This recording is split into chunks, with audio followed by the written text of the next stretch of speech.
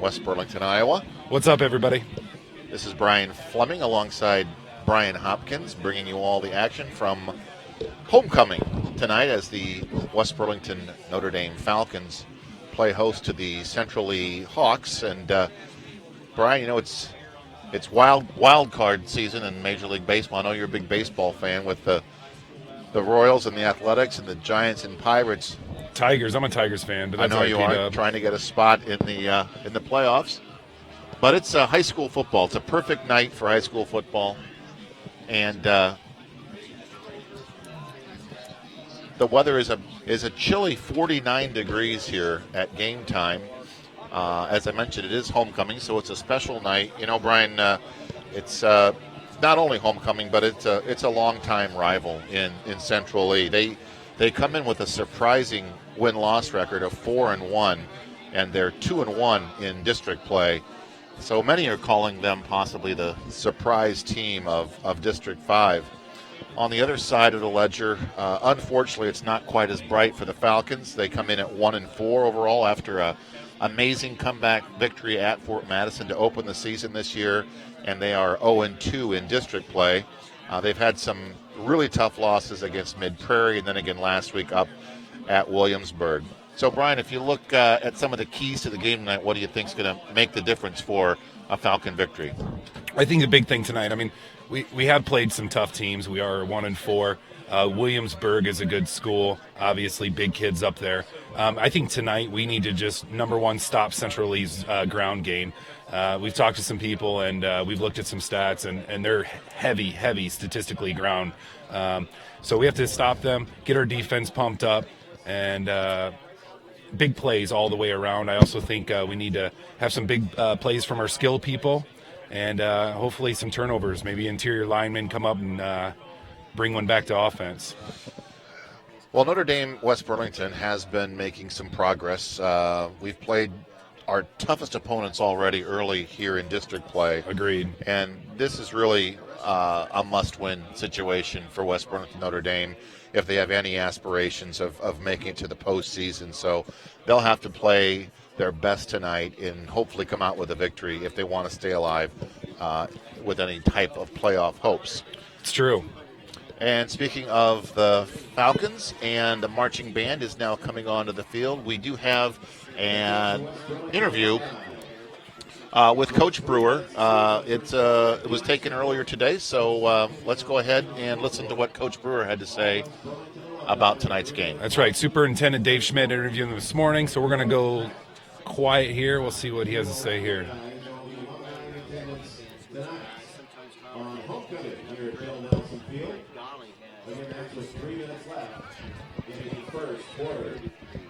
Do you know how to get that going? Homecoming festivities at the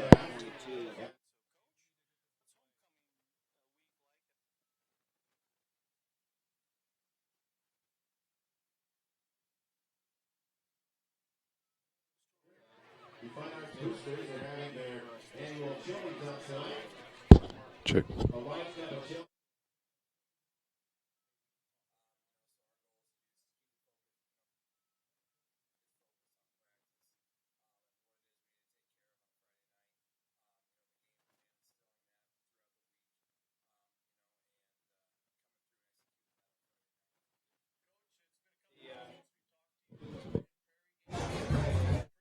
Tested game. The score ended up a couple touchdowns, but really I thought it was a pretty good game. The Williamsburg, maybe a different story, but I know even after the Williamsburg game, you said that we matched up pretty well physically. Yeah, we did. Our kids are they're starting to get it. The culture's changing a little bit. They're starting to believe in themselves. They're starting to not beat themselves as much. And that's kind of been our Achilles heel. In the first few weeks of the season is just. We'll have two, probably two good plays on defense or offense, and then one play kills us. Like last week against Williamsburg, we had them shut down. It was like 3rd and 18, and all of a sudden, they have a big play on us, and that's kind of been our Achilles heel. So our kids need to stay consistent. Just keep on clawing away, and so to speak, and we need to get things rolling. From the very beginning of the game, and not wait around. For teams to put it on us. Central Lee's been a bit of a surprise. I know some of the pundits early on, before the season started, maybe picked a Central Lee for the bottom of the district, and that really hasn't been the case so far. It hasn't. They've been playing good football. Coach has got them good, playing good, hard physical football down there in Central Lee. I think they're 4-1. And this is a big game for them as it is for us. We're trying to turn things around and get things rolling towards going into the last part of the season. And Central Lee, if they were to get a win tomorrow night, they'd make history and probably make the playoffs for the first time in school history. So there's a lot on the line, tomorrow night. It's a big game. It's a rival. Our kids are fired up, still from last year. They have a sour taste in their mouth from the game last year. So, our kids are going to be fired up. I know their kids are going to be fired up and ready to go. It should be a good physical ball game. What should we expect from Central Lee offensively? They run a flex bone. They're going to make you stop the dive. They're going to run a fullback dive, and then they're going to come back with a quarterback, and then they'll do some pitch and some option stuff, triple option.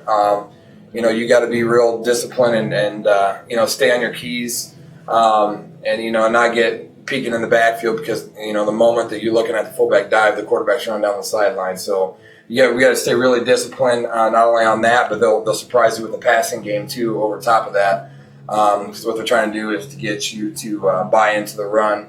Put all your guys in the box for the run to open up their pass. So they've done a good job with the flex bone. The fullbacks, he's a stud. He kind of carries their team. His name's Ethan Barnett. Good, stocky kid. He runs the ball hard, so he's going to make us make some plays. And again, that's kind of been our Achilles' heel is stopping the run up the middle. So that's a big challenge ahead of us, for tomorrow night, and hopefully our kids are up for it and get that thing turned around. And what does Central Lee like to do defensively? What they're saying, they like to bring a lot of pressure up the middle, and they're going to run. It looks like they run cover zero against similar opponents. Mediapolis and West Liberty run shotgun a lot. They've been in cover zero, so I'm not too sure what they're going to do. They run a little bit of zone stuff, but they're going to bring a lot of pressure at you, and they're going to make you think quick. So it should be a good test, for us offensively and our offensive linemen to see if they can pick up those blitzes that they're going to bring up the middle and. See if we can get something going offensively tomorrow night. We have any tricks up our sleeve offensively tomorrow night? I know you can't give too much information here, Coach. We always, we're prepared for everything. We prepare, every game, in case something were to happen, whether you're up a lot, down a lot, certain situations, we practice those situations in practice. So if we need to pull something out, we might pull something out, but for the most part, we're going to stick to our game plan and stick to the basics and, try to play Falcon football to the best of our ability. And defensively, any changes defensively? Just do a little better, or what's the plan there? We just got to execute and be disciplined. Like I said, you got to be extremely disciplined and consistent with that against a team like the Flexbone because they're going, they'll beat you once you start peaking in a different read. They'll beat you with their other options. So. Essentially, as far as us defensively, we just need to mix it up a little bit. We're going to show them some different fronts, but we just need to attack their line of scrimmage. Coach, I know that we've been cursed with we play two really good downs defensively and then give up that long 3rd and 15 play. What do you do in practice to try to remedy that? We just got to tell the kids stay consistent. Keep on the gas pedal. Don't let up on a second, second, 3rd and long. Don't let up. Stay true and stay disciplined to what our defense is, all about. And just be ready to make a play. Just be in the right spots and make a play, I guess. But you just got to really, you just got to stay disciplined with those things and just keep reinforcing, how important it is to, to get those shut down and get our defense off the field. Injury report. Anybody not going to be playing that should be playing? Nope. We should be good to go. We just have Grant Riley out for the year. With his leg broken, but he'll be on the sidelines rooting us on. But as far as that, we're pretty healthy all the way around. So. Well, I think, Coach, I know we've had a couple losses in a row, but I'm still seeing lots of improvement. We're moving the ball better, and I think Friday night's going to be our breakout night. Yeah, I think so. Our kids are ready for it. They've been practicing all week. They took a vow of they're sick of the past. The past is gone. We're going to move forward. They're a lot more confident this week. They're showing a ton of energy and excitement at practice. I don't know if that has anything to do with it being homecoming and it's Central Lee, one of the rivals, but I think the kids, they're ready and focused and ready to go tomorrow night. That's great to hear. We're here at halftime of the Falcons 7th grade football game. 8th graders had a nice decisive win over Columbus Junction, 36-6. And Coach, they had, I bet, 3 drives of over 70 yards, mixing up with the pass and rush. So you've got some good players coming in. They're going to help us next year. Yeah, that'll be nice. I caught the 8th grade game a little bit after our practice, and I'm catching a little bit of the 7th grade right now before we go in for our assembly. But I'm looking forward to the future of Falcon football, and I just see it, going upward, from here on out. Starting tonight with the junior high game, and hopefully our high school kids are here to see that thing, and hopefully they'll follow suit tomorrow night. Coach, we wish you the best of luck on homecoming night. I know homecoming has its distractions, but it's also fun. Right now, the coronation's going on. I know you need to get in there, and they're going to ask you to say a few words of wisdom. So, any words of wisdom before we depart? I just say, I'm looking forward to the game tomorrow night. Our kids are ready to go. And it's going to be nice to have all the support, from the community, at the game, and just stick with us. We're right there. I think we're ready to break through, and hopefully, this game is the game that our kids break through. They finally believe in themselves, and they play consistent for 4 quarters, and they get that four-quarter effort that we need, to come away with a win tomorrow night. Many thanks to Coach Nick Brewer, head coach of the West Burlington Notre Dame Falcons, and this is Dave Schmidt reporting, and good luck Friday night, Coach. All right, thanks, sir. All right, thank you to Superintendent Dave Schmidt, not only for that interview, but also for setting us up tonight. Brian and I are happy to be here to bring you all the action on the West Burlington School District website as well as on YouTube. And it is homecoming, as Coach Brewer and Dave were alluding to. And Brian, I know you were part of some of the festivities as we prepared for tonight's game last night out here at West Burlington. What can you tell us about that? It's just a different energy. It's a different vibe. We have the stands are full right now. The kids are excited. We were at the pep assembly last night. Nick Brewer had a lot of great words, a lot of fun games going on, typical homecoming stuff. But you can hear the crowd right now, and they're getting fired up. I'm getting fired up too. And here come the Falcons. Homecoming night here in West Burlington, and Brian, we know Central Lee is going to run the ball a lot tonight, and actually, if you look at their stat sheet, they're led by Ethan Barnett. He's a junior. He's had 88 rushing attempts for 451 yards and 6 touchdowns. But what's even more impressive is if you look down the lineup, Garrett Holtkamp has rushed 55 times. Jacob Bowick has had 25 carries. Ben Rooney has had 27, although he's out for tonight's game with an injury. There's 10 different players on Central Lee's lineup that have carried the football at least a couple dozen times, led by Barnett, who I said has 6 touchdowns. Holtkamp has 2. Bowick has 3. Rooney, who is out, has 2. So you're going to get a heavy dose of a lot of ground and pound from Central Lee tonight. I agree. I mean, that's the first thing you go to when you look at the stats. Now let's look at passing. They've had a total of 37 pass attempts all season long. 37, that's not very many. So I think you hit it right on the head, Pee Wee. Good call. It's going to be a run game, a lot of ground action. We just need to stop them and control the clock, I think, make some big plays.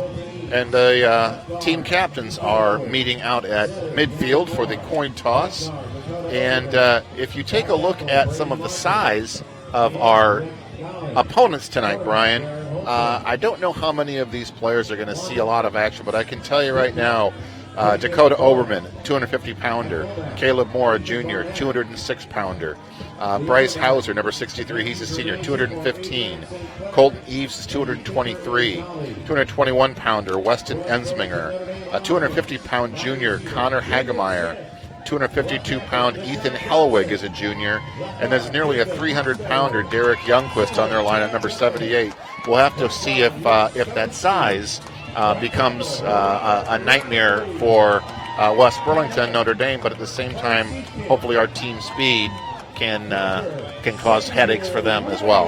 Hey, we've seen some big kids in West Branch. We've seen some big kids in Williamsburg, and it is obviously caused us a problem in both those two events. So hopefully our offensive line, can tighten up their game and really make some room for Brant Reed. And I bet we're going to see some big things out of Brant today. If he has some time, he can scramble. I believe, looking at the stats, you got the West Burlington stats there. Who's our leading rusher? I think it's Brant Reed with 400 yards. Is that right?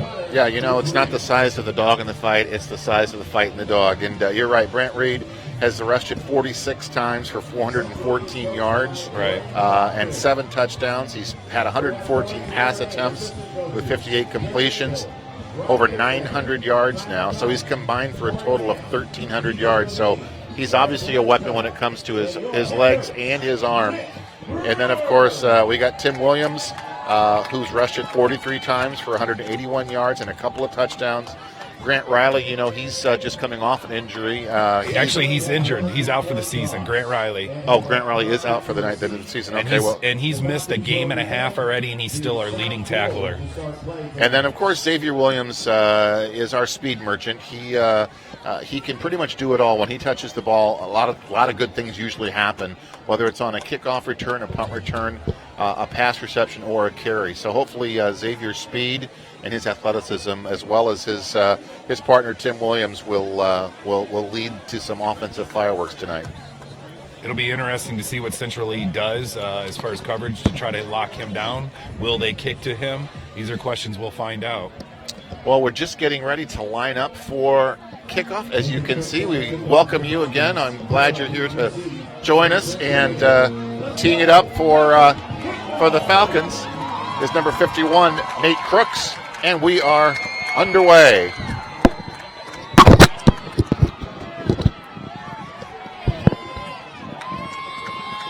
And there was great coverage there by West Burlington, led by number 35 on the stop. Derek Brissy, and Fogel was also in on the stop.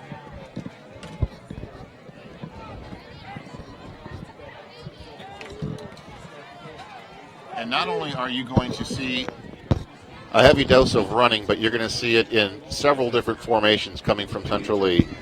In the wishbone, the option, the triple option. So they will definitely keep the WBND defense on its collective toes.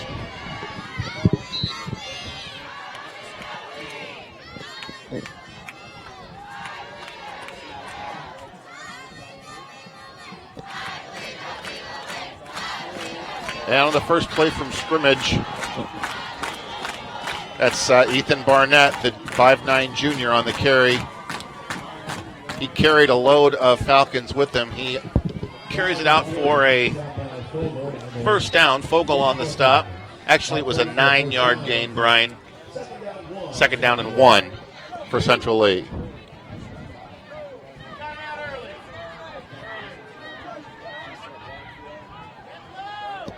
Yeah. And Garrett Holtkamp is barking out the signals.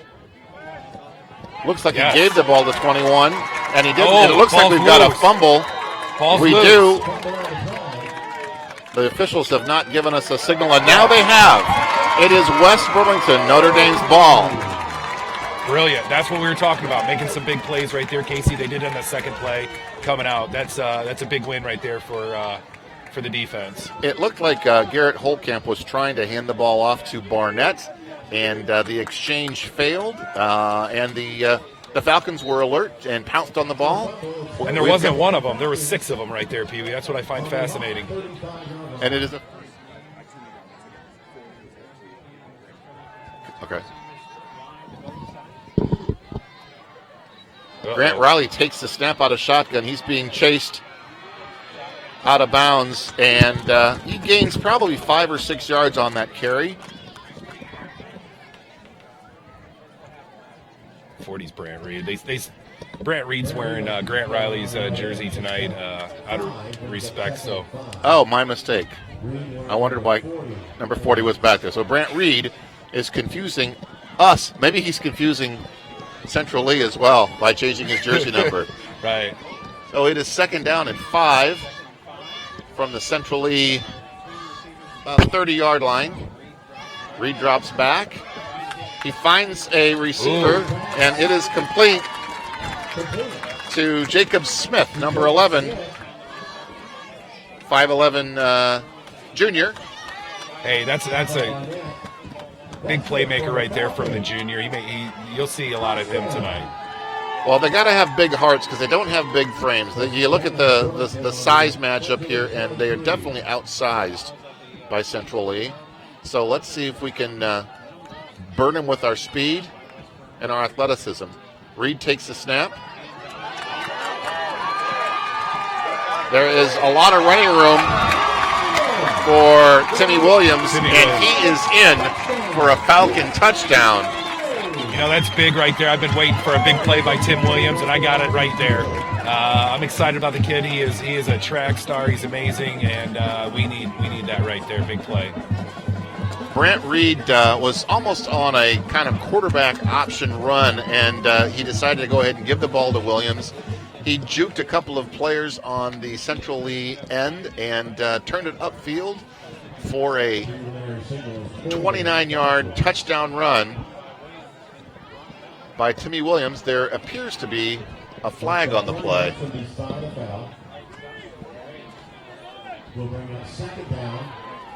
Oh, wow. Well, Brian, I clearly missed what the penalty was, but we are back to a 1st and 10. So unfortunately, that score will not count. I missed the flag. I didn't see the flag. I didn't see a flag either. Hand off to Williams again. Over the left side and down to about the 20 or 16-yard line of Central Lee. Tackle made by Blake Burgess and Jared Brisby for Central Lee. Looks like another flag is called.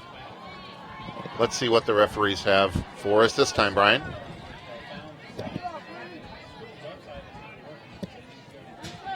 Looking at West Burlington, looks like it's going to be going against them. I'm also curious. So far, we haven't seen any issues with the turf, but we had a lot of rain yesterday and all day today. It looks like it's a pretty good condition. We got 15-mile-an-hour winds coming out of the south, and I think it kind of dried it up a bit today, P-Dub. Well, that penalty marches us back 5 yards, and we are now back to the 26-yard line of Central Lee. 1st down and 13 with 10 minutes and 10 seconds left. Let's go Falcons. Reed drops back. He's looking. He's getting pressured, and down he goes. Big number 64, Colton Eves, that 223-yard junior defensive tackle, burst through that offensive line of West Burlington Notre Dame and took Reed down. That hurts. It's a loss of about 10 yards. It's going to bring up a 2nd and a very long 23.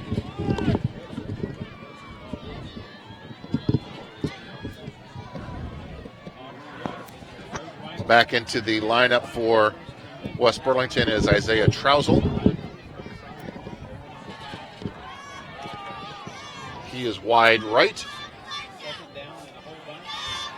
Little play action. It's complete to Trousel. He's dancing. Takes it to the house. He is taking it to the house. Wow. And I see another flag, Brian. Flag on the field. A flag is thrown late, and I'm going to guess it's going to be an illegal block against West Burlington Notre Dame.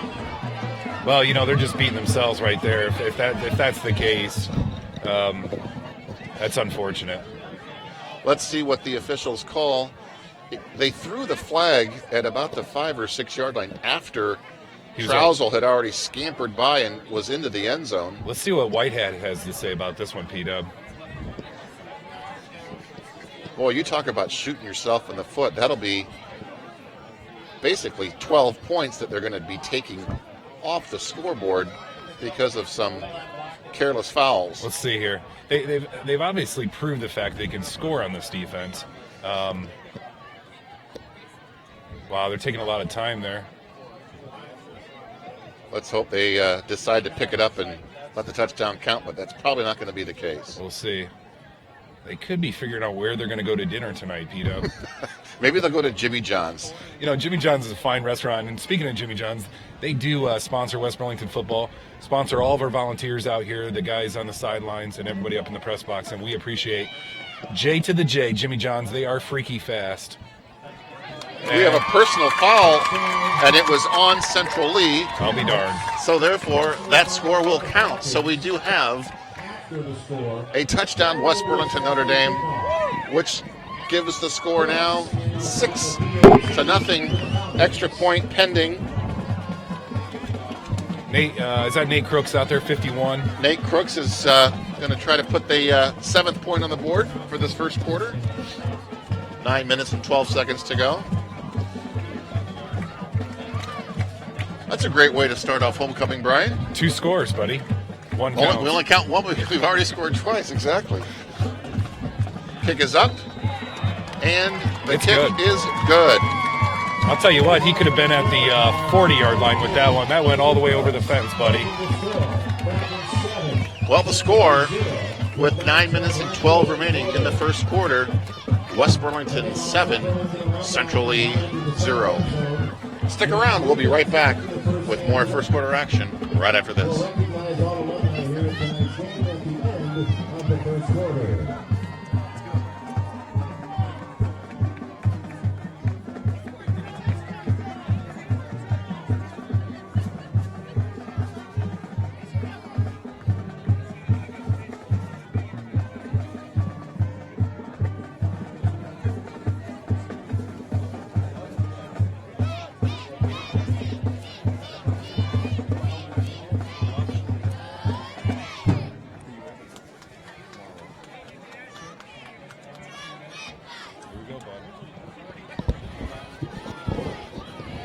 Back, baby. We are back live at Bill Nelson Field here in West Burlington, Iowa. Your West Burlington Notre Dame Falcons with a lead here in the first quarter, 7-0. They came down and drove the ball right down the throats of Central Lee with some quick running by Tim Williams and Isaiah Trousel. And one of those touchdowns was called back due to a penalty, but the next one counted. Hey, our run game looked pretty good on that, Pee-wee, as you said. Not very many plays, but all for big yards, big plays there. Unfortunately, that penalty was against West Burlington, but it was after the touchdown. Therefore, that unsportsmanlike penalty is going to push our starting back to the 35-yard line. And out over the midfield mark down to about the 45-yard line of West Burlington was Matt Vermazen. He's a 5'8", 149-pound senior. Picked up 20 yards after the catch there. Yeah, that foolish penalty is going to probably come back and haunt the Falcons. That gave them great field position here for Central Lee. Here they come with that loaded backfield. We can call that either the wishbone or the flex bone. I like a ham bone, but, that's just because it's coming. They hand the ball right up the gut, and again, a flock of Falcons are right there ready and bring Ethan Barnett down to a gain of maybe just an inch or two. So they are 2nd down and 10. Stop made there by Jacob Hostetter. That kid, he's been working hard all summer. He's gotten a lot tougher since his junior year, no doubt about it. Holtkamp in the shotgun. Looks like he might be audibilizing. Here's the snap. Again, it is a reverse to number 28. Brought down by Matt Vermazen again, and he gets about 15 or 20 around right end. Who was the stop there made by Brian? Xavier Williams. So it is now a 1st and 10 for Central Lee down at the Falcon 21-yard line. Pardon me, 26-yard line.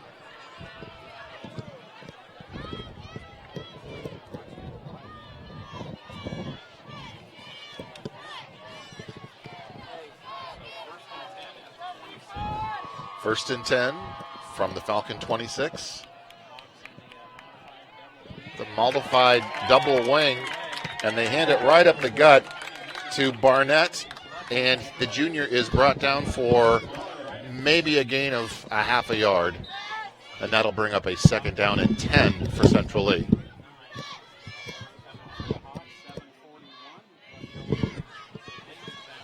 Seven minutes and 36 seconds to go here in the first quarter from Bill Nelson Field. Second down 10 for Central Lee. Central Lee out of that double flex wishbone offensive formation, and a big stop by number 77, Shavante Nelson. 245-pounder got in there, and he disrupted that play from the get-go. Hey, Nathan Krutz was the initial on that, but you're right, brought down by the big boy, number 77.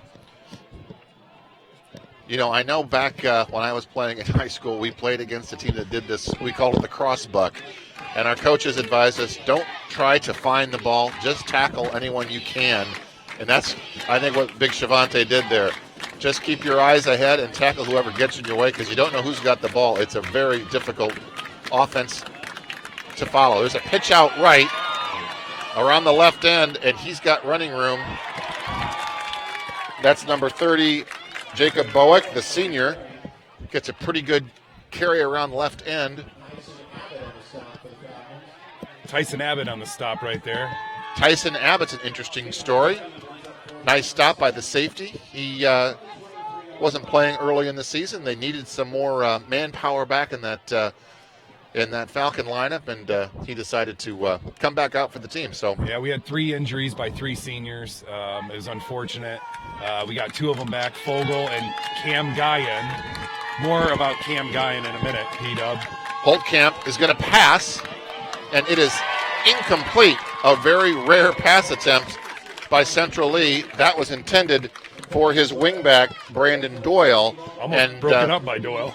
And it was a little overthrown. He was wide open, but that is now going to turn the ball over on downs, I believe, to West Burlington, first and 10, with 5:55 left in the first. What's that story you're going to tell me about Guyan? Cam Guyan, he's got a brother. He's in Afghanistan, and he's listening right now. That's great. So well, give a shout out to him. Served our country. He's over there doing some things. And Mr. Guyan in Afghanistan, what up?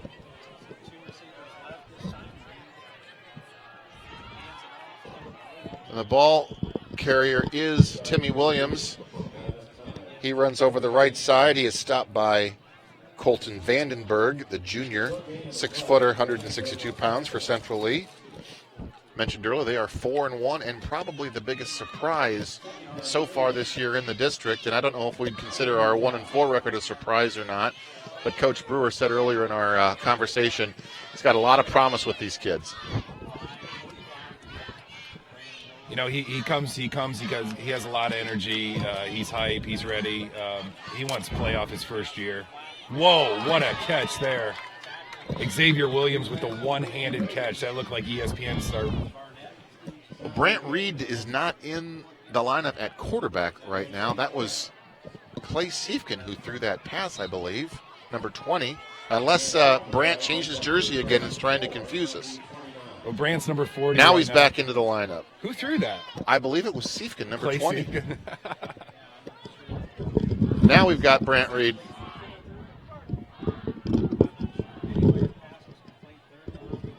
Anyway, the pass was complete to Xavier. And there's Reed looking for some daylight. He's not going to find it, and he's brought down hard by number 66, Weston Emsminger, and he is a big boy, 5'9", 221-pound senior. I might have misidentified Reed because he's got his number on his sleeve under his jersey. And he is back to punt. Regardless of what his jersey number is, Reed is going to have to punt it away. 4th and 3 with 4:07, and the clock is running here in the first quarter at homecoming in West Burlington.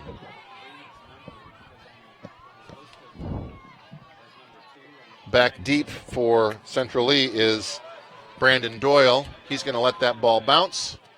It's going to come to a rest at the Central Lee 32-yard line. And we're going to take a quick break, step away. It'll be 1st and 10 Central Lee when we come back.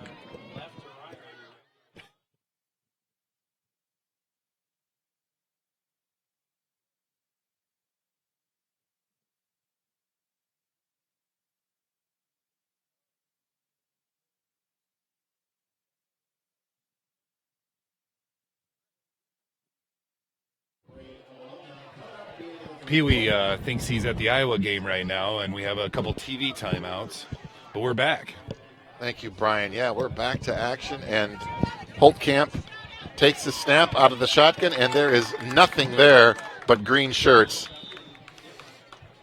The entire defensive front for West Burlington put a stop on Holtkamp's progress, and that is going to result in a loss of maybe a yard.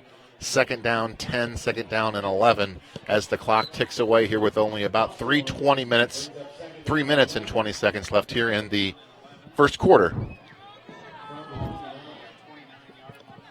Central Lee lines up again in that flex bone formation. Johnson, Thompson, and Holtkamp in the back. Holtkamp hands it to his up back, Barnett, and he is going to be stopped. Again, you got to give credit, Brian, to this West Burlington Notre Dame defense. They are not giving up the big play so far. Yeah, that stop was made by number 21, Tim Williams. He's doing it on both sides of the field. Tough kid, and big stop right there. Brings up 3rd and long. And you got to give credit to those WBND kids. A lot of them have to play both ways. And they've got no quitting them, that's for sure. Looks like we're going to have a timeout called by Coach Brewer and the Falcons. So with 2 minutes and 41 seconds left here in the first quarter, Falcons lead 7-0.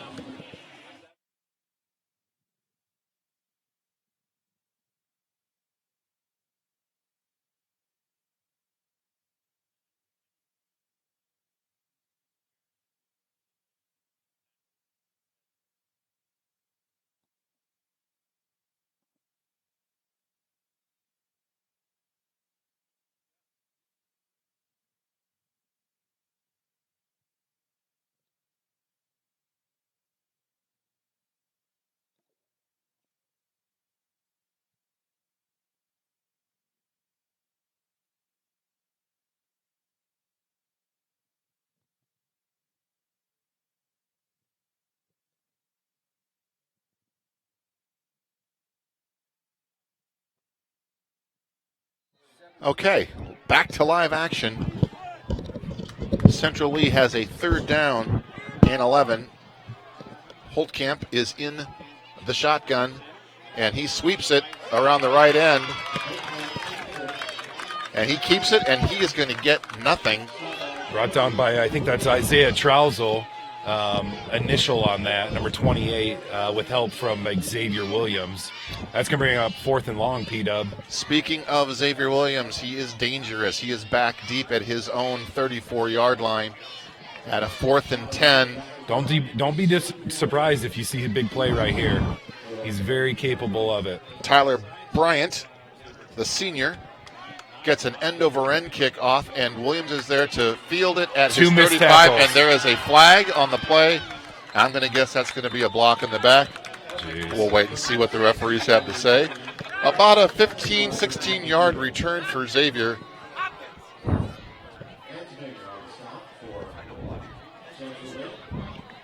Either way, it'll be a 1st down for the Falcons. Illegal block in the back is the call. I know it's still early in the first half, but I'll tell you, I think Coach Burr is going to have a couple things to say in the locker room at halftime about the penalties. Yeah, it already cost them 1 touchdown, and that's going to bring that ball all the way back to their own 37-yard line. Let's take a look and see where they spot it.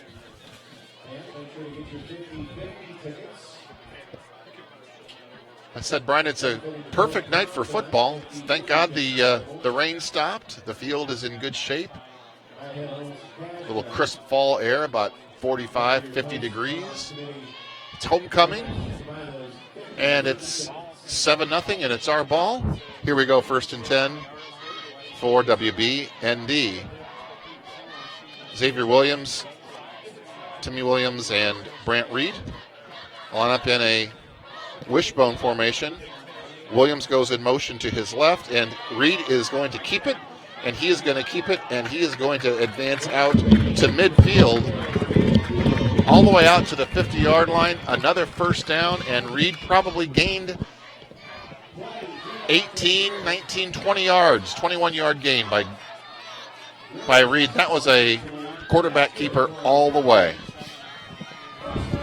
I missed it. I was actually going to grab a Jimmy John's P-Dub. I can't blame you. All right, let's see if we can make some more magic here offensively, because they are having a tough time stopping this Falcon offense. The lone setback is Williams, Timmy Williams. They fake to him, and Reed keeps it. He keeps his feet. His initial stop is made by Brandon Doyle, but he snuck out for a few more yards, and I'm going to guess that flag is going to be against Central Lee. Let's take a look and see what the infraction is, Brian. Face mask. Face mask penalty called on Central Lee, and that will march it down another 10 yards unless it was intentional. Let's see how they rule it. You know, you mentioned pregame about Brant Reed's speed and, that option, and hopefully we'd be seeing that again tonight. I think the past couple games we didn't see as much, and you're seeing it right here. They're going to march off 15 yards for that intentional face mask. So add that to the gain, and we have 1st and 10 with the ball on the 20-yard line of Central Lee.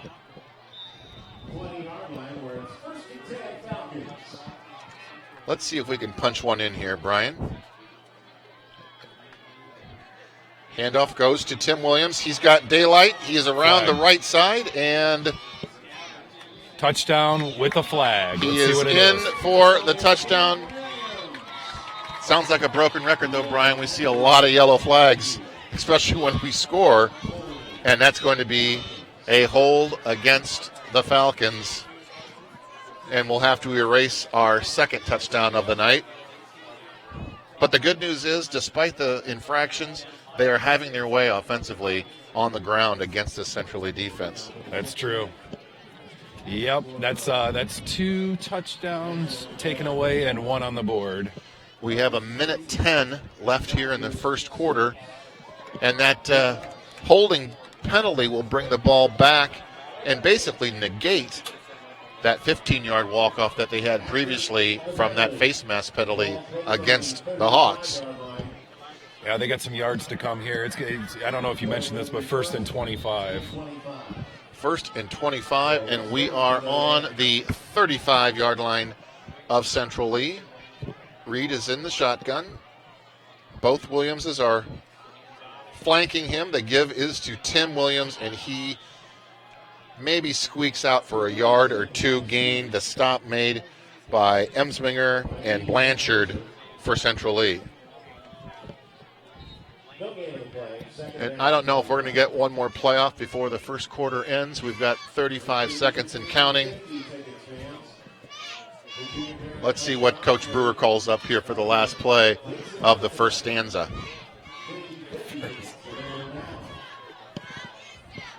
Xavier Williams is split wide left, as is Jacob Smith. Snap.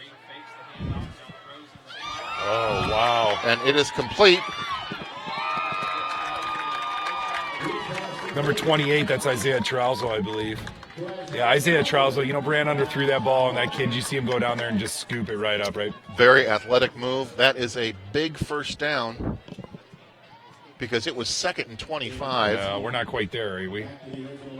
We're at the original line of scrimmage, P-Dub. 13 seconds left here, and the clock is going to start on the snap of the ball, I believe. And we have a timeout called by Coach Brewer. We'll take a timeout, and we'll be back with you here in just a minute.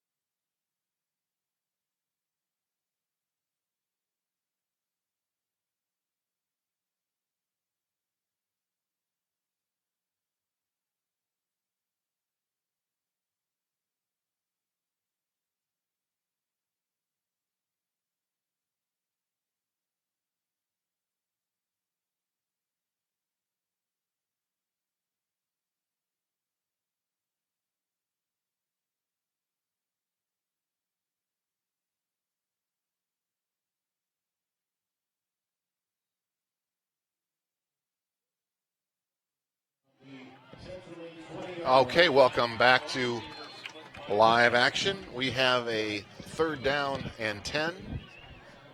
Brant Reed barks out the signals. He's going to throw it, and it is almost picked off by Holtkamp, but it looks like the catch was made, and Jacob Smith is shaken up a little bit. Let's see what the penalty is. It's coming back, and it is against West Burlington.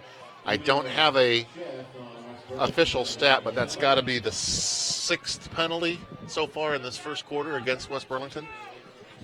Pee Wee, I didn't bring my abacus tonight, but there's a heck of a lot of penalties coming. You know what I'm saying? It's getting ridiculous.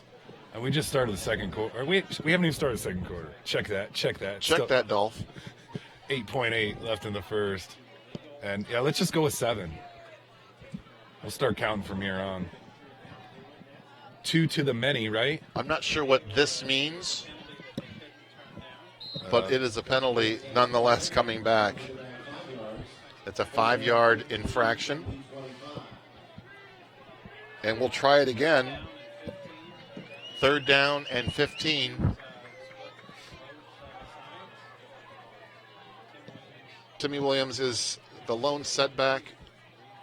Reed drops back. He is scrambling for his life. He's looking. He's going to tuck it, and he is going to get close, but down I don't inside think he's there, P-Dub. The 10. He's going to be close to that first down marker. Let's see where they mark it. There's 0.2 seconds left on the clock here in the first quarter, so we're going to... I say a yard or 2 short's where that ball is going to be. Let's see. 2.5. The stop was made by Holtkamp, who was able to chase down Reed and get him out of bounds before he might have gotten that first down. So it's going to bring up a 3rd down and 2, and this will definitely be the last play of the first quarter. Be a nice way to finish it, Brian, if we could push one across here. Reed is under center. The give to Timmy Williams, right over left guard, and he fumbled the ball. West Burlington covers it up. Who was that? 27, 21? 21 heads up there. The Tim ball Williams. was recovered by Timmy Williams, so heads up play. Isaiah Trousel was the one that carried it over that left side of the offensive line. Ball was knocked out when he was hit, and Trousel alertly pounced on it. So we will switch sides here at Bill Nelson Field, Homecoming 2014. When we come back, it'll be 1st and 10 for the Falcons. Hey, text me. I want to know where you guys are listening from. Text me at 319-457-0044. 319-457-0044. Text me where you guys are listening from, and whoever's the furthest from West Burlington wins a free Jimmy John's, P-Dub.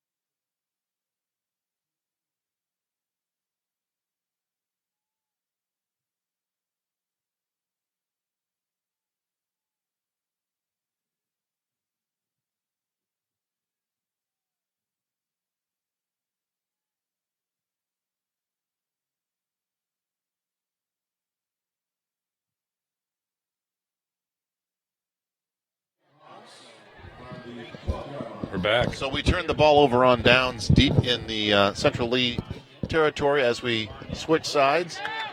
Barnett hands off to his fullback, who tries to ground out some yardage over the right side, and he is not going to make much of anything there. Brings up 2nd down and 10.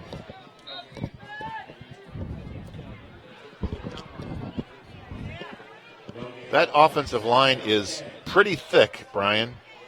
220, 240, 260, and a 275-pounder up front. That's bigger than me. And their quarterback, Holtkamp, is a pretty good-sized kid, too. He's a junior, 6'1", about 175-pounder. He's in that shotgun formation. He rolls right, and the pass was intended for Jacob Bowick, and he could not hang on to it. That's going to stop the clock and bring up a very quick 3rd down and 10. Again, Brian, you got to take your hats off to Coach Brewer's defense. They are really holding their own against a difficult offense with that cross-buck formation. You never know who's got the ball. You know, I'd say 4-1. You're dealing with a pretty good program, and West Burlington's shutting them down, at least so far. Holtkamp is examining the West Burlington Notre Dame defense. They got a blitz coming, and he is going to get swamped under. And the first Falcon there Jacob Hostetler was Nate Crooks, and then Jacob Hostetler followed suit.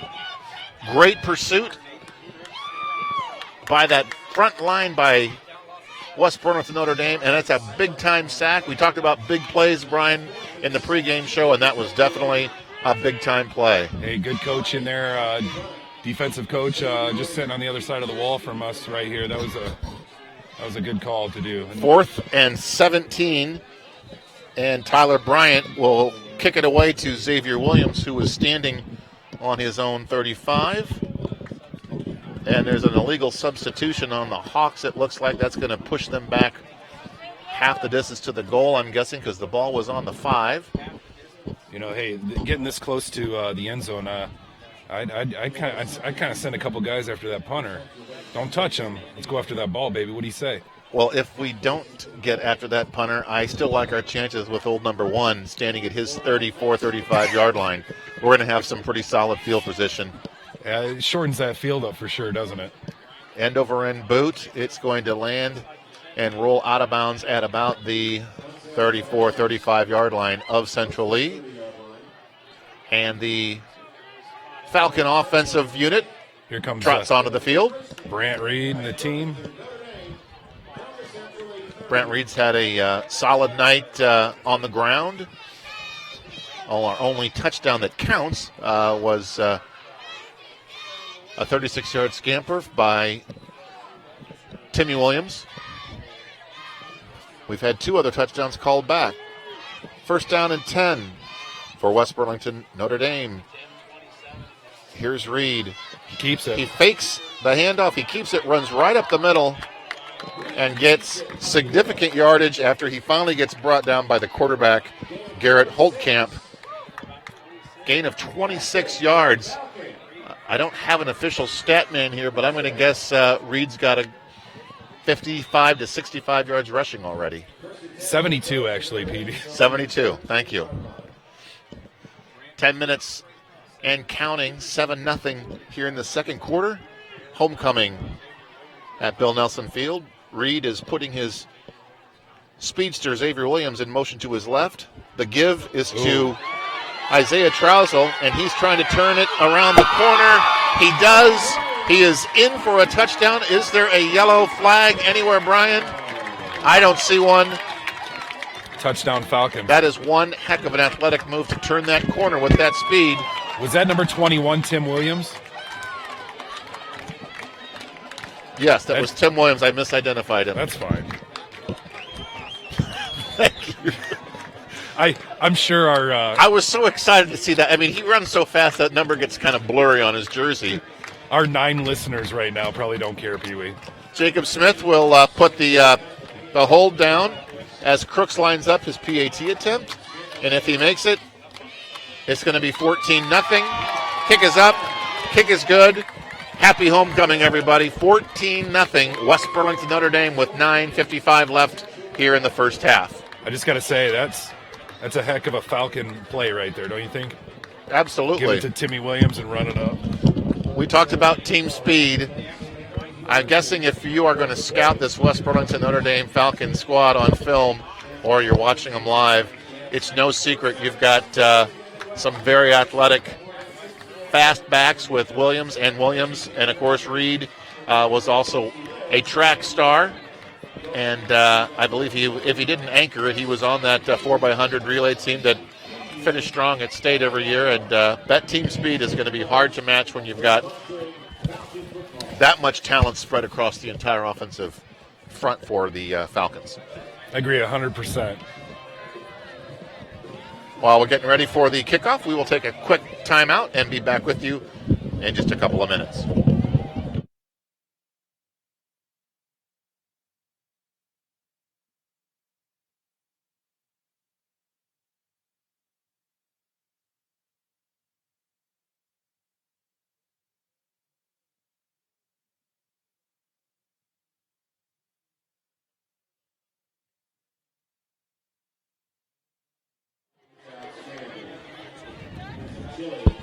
Welcome back to Bill Nelson Field and West Burlington Notre Dame football. The Falcons on top, 14-0.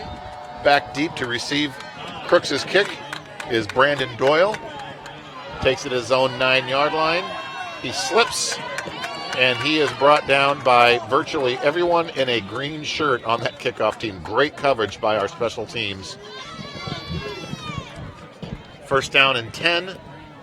For the Hawks on their own 26-yard line. Hey, as I mentioned, it is a little windy out here, 15 mile an hour. You might hear some gust of winds blowing up this press box. Also, we got Casey Fleming on the PA. You talk about one of the top PA announcers in Southeast Iowa, maybe the state for a high school program. We're lucky to have Casey Fleming here. So I taught him everything he knows. Back to offense for the Hawks. Holtkamp gives it again up the gut. Ooh, got a helmet off on that one. He's gonna Barnett loses his hat. He'll have to come out of play, doesn't he? Not in high school, I don't believe he does. College, you do. A flock of Falcons were all over him in that backfield. He barely got back to the line of scrimmage. Second down and a long 9 on their own 27. I don't know what coach told these defensive players right here, but they're coming out with a whole different attitude this week. Well, I got to tell you, I don't know much about Central Lee other than the fact that they are 4-1 on the season, and we are 1-4, and it looks like those records should be reversed the way that our defense is stopping their offense and the way we're running all over theirs. So hats off to Coach Brewer and his Falcons. They are playing inspired football right now. Gain of 3 on that last play by Central Lee brings up third down, 6 to go, and they are on their own 30-yard line. Back in that wishbone formation, Smith goes into motion. It's going to be an option. He's going to flip it out to number 28. That's Vermazen. He's the senior, 149-pound scat back. And Tyson Abbott on the initial on that. I know he had some help there, about 3 or 4 other guys, but there's a lot of gang tackling out there, which means those Falcons are literally flying to the ball. Not a lot of single tackles, a lot of gang tackling out there. That's what a defensive coordinator likes to see. Fourth down, 2 to go, and they are going to kick it away. Tyler Bryant is going to kick it away, and Xavier Williams is going to go after it. It's going to probably go out of bounds. Yeah, they're not going to kick it to him tonight. I'm not sure if that was on purpose or just a shanked punt, but either way, it's a first down and 10 here in the second quarter. 7 minutes and 49 to go. 14-0 West Burlington here at Homecoming 2014. Hey, it's kind of cool. In the stands, sitting just 3 rows from me, Kenesha Williams, the Big Ten college track and field stud champion, is in the house cheering on the Falcons. She's a Burlington native?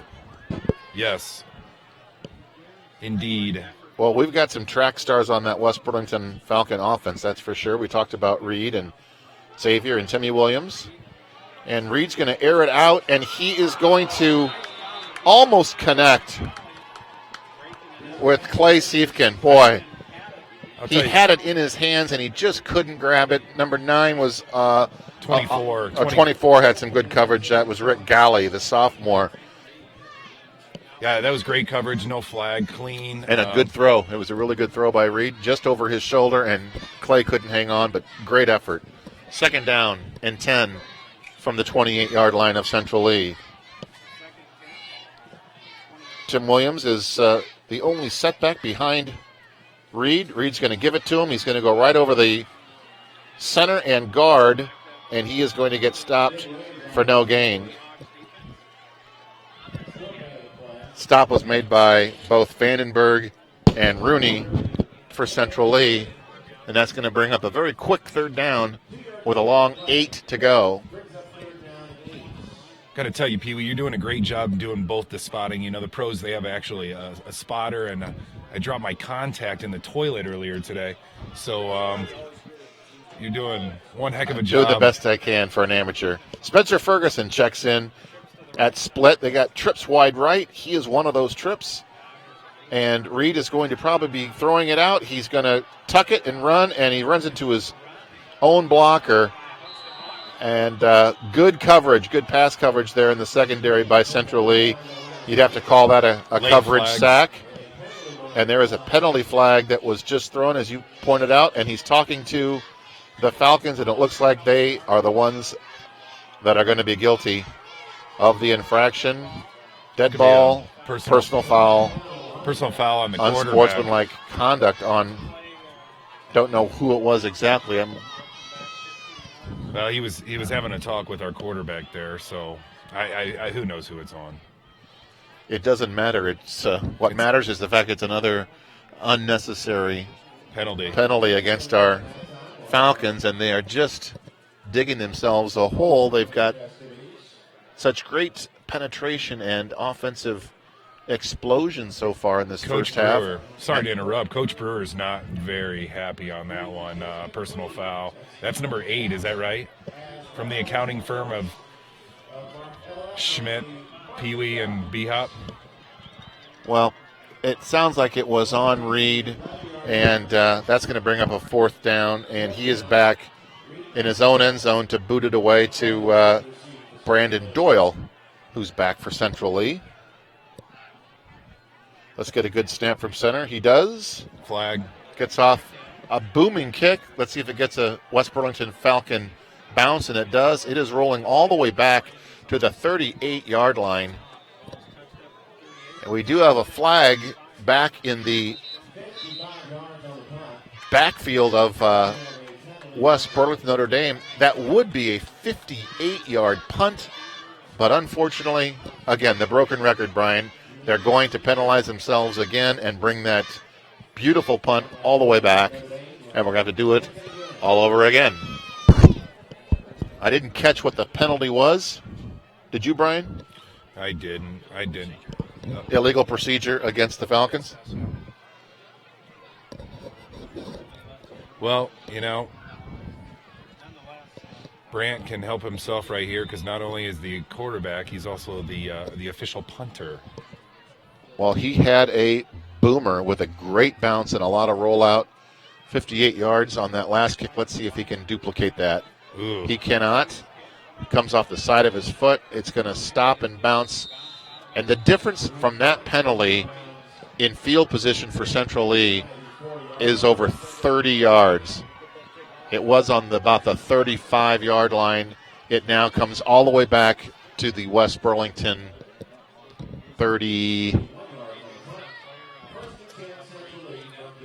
39-yard line. So it's 1st and 10, Central Lee. The good news is, Brian, all these penalties against the Falcons have not resulted in any points on the board for Central Lee. Let's hope our defense can keep digging in those cleats and holding that very impressive offense of Central Lee, keep them off the field. Bring up a good point. The 30 yards, a third of the field, they just gave them off that one penalty. That's huge. So, but they're still stopping them. Let's see so the defense. Vermazen and Barnett back, and it's going to be one of those rare passes. And you can see why they don't pass the ball very much, because that was nowhere in the vicinity of the intended receiver, Rick Galley. Not even close. 2nd down and 10 for Central Lee, and we've got just about 6 minutes left to play here in the first half. Looking forward to keeping you around. We will certainly keep as much of the homecoming halftime activities live online for you here, so you can enjoy the band as well as the crowning of the homecoming queen, I believe, will take place at halftime. Yep. I know the marching band will be performing. And parents are going to be out on the field. West Burlington alumni is going to come out on the field. So, yeah, it'll be a big halftime. We'll have it all on video. Awesome. Holtkamp is going to fade back again, and he's going to pass. This time he does connect with his flanker, Brandon Doyle, but Xavier Williams was all over him like a lime green leisure suit on a South Side Chicagoan. He smothered him like a blanket, and the gained about 4. Third down and 6 for Central League. Did you just say leisure suit? Yes, a polyester leisure suit, yes. Oh, boy. Hey, you look at our sidelines. There's a whole host of kids there. He suited up everybody tonight, brought out the numbers because of homecoming. Well, it's a special night. Everyone remembers their homecoming. And Holtkamp is going to pass again. And he's going all the way down to his end zone, and it's going to be intercepted. And he's up. He's going, baby. Oh, a great play defensively by that playmaker, Xavier Williams. He had nothing but green grass and opportunity between him and a touchdown, and they just caught him by the shoestring and tripped him up. Otherwise, it might have been pay dirt the other way for West Burlington. First down and 10 for the Falcons. Well, I predict they're probably going to go back to the run game, but we'll see. Well, you got to keep them honest sometimes, but as several coaches have said to me, they will run what they run until the defense can stop it. And so far, they haven't stopped West Burlington's running attack. And the referee is going to blow the whistle and stop play. And it's due to a timeout that is called by West Burlington Notre Dame. We'll step away and be back in just a couple of minutes.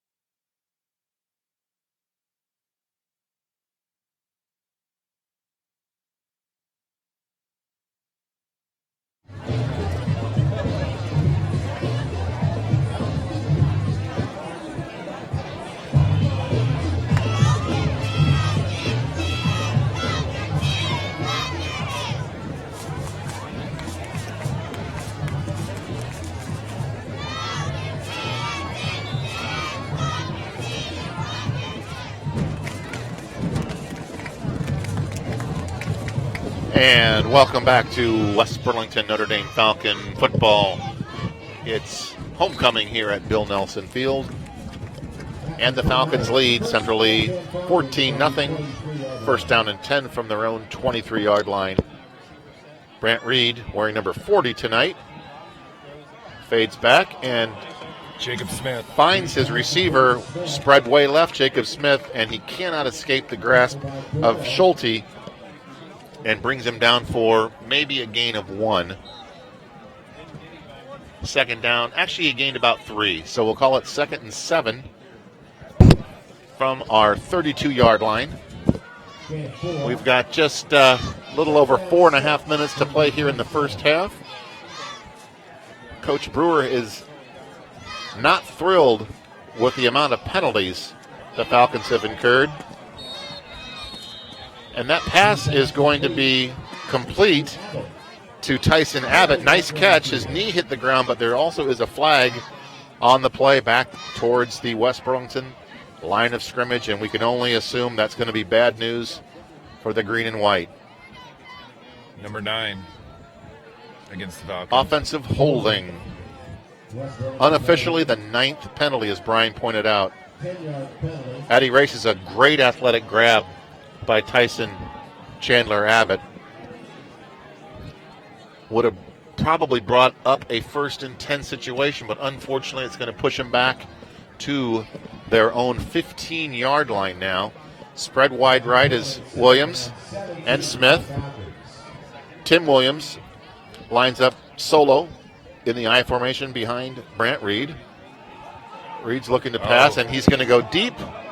Jacob Smith. And Jacob Smith got a hand on it. Flag, yeah, baby. But he could not hang on. But Brandon Doyle got a little too busy, and they're going to throw the flag for pass interference on number 9, and that's going to bring up a automatic first down and great field position for West Burlington, Notre Dame.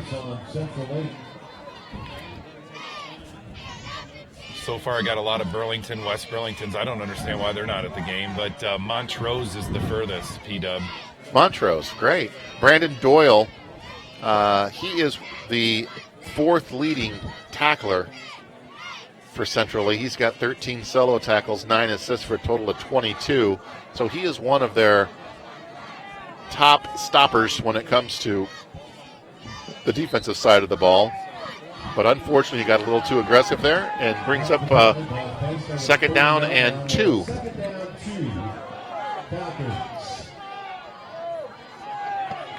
Xavier Williams split wide in motion.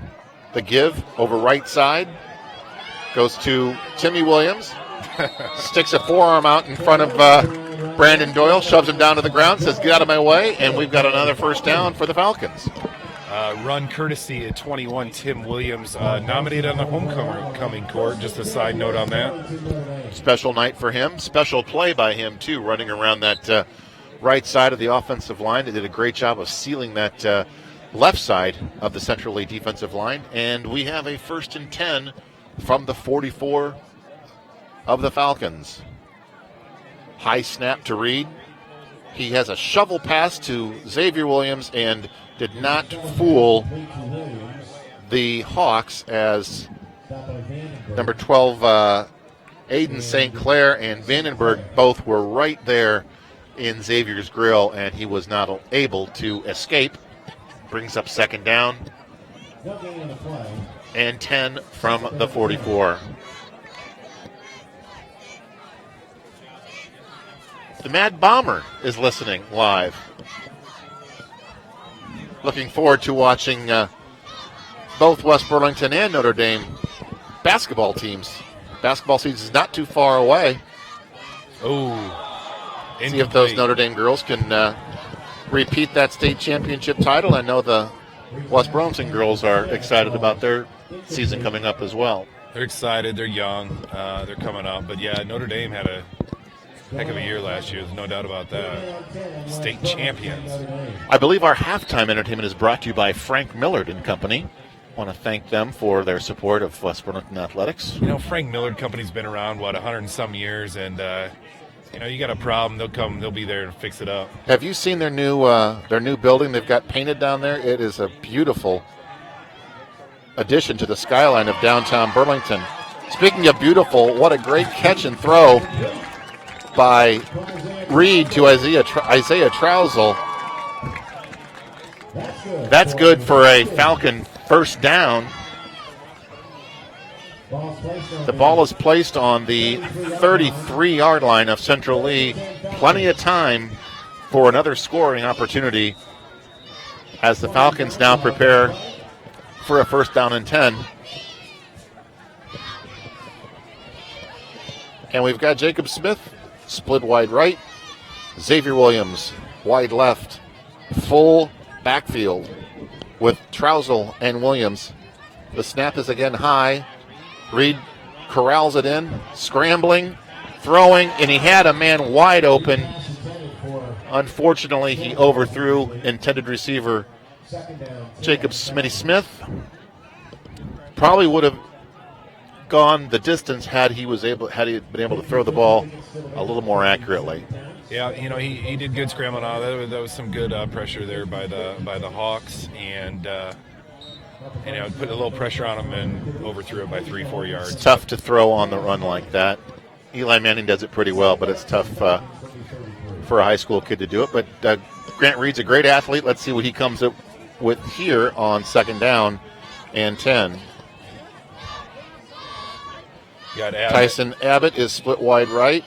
The give goes to Timmy Williams, and he bursts through that line, still on his feet, and finally comes to a stop on the 10-yard line after a big gain. Boy, is he explosive. Once he gets into open field, he is hard to catch. I saw 4 missed tackles there, but that's just a compliment to Tim Williams. And very elusive the way he runs. He's got those swivel hips, and boy, can he cut and move and shake and shimmy. First down and 10 from the 10-yard line. 2 minutes and 41 seconds left to play. Let's see if we can get a score before halftime. Xavier Williams in motion. Again, the same play, and it's going to go to Tim Williams, and it's going to be a touchdown for the Falcons. Great blocking, great seal blocking up front by the left side of that offensive line for the Falcons. Opened up a huge hole, and Williams ran right through it for a Falcon touchdown. Hey, give some credit. You might have said it. The offensive line, give them the holes and whatnot. That's probably what you just said, isn't it? I was daydreaming right there. And the snap to Jacob Smith is good. The kick by Crooks is good. And the score is now 21-0 in favor of your West Burlington Notre Dame Falcons. I got to believe Coach Brewer is ecstatic with the score, not quite as thrilled with his team's penalties. But you got to believe the coaching staff and some of those fans that have traveled over here from Donaldson are scratching their collective heads saying, we're 4-1, they're 1-4, and we're down 3 touchdowns at halftime. I'm sure they're trying to figure this out, and they're going to have a lot to talk about in that locker room at halftime. I agree.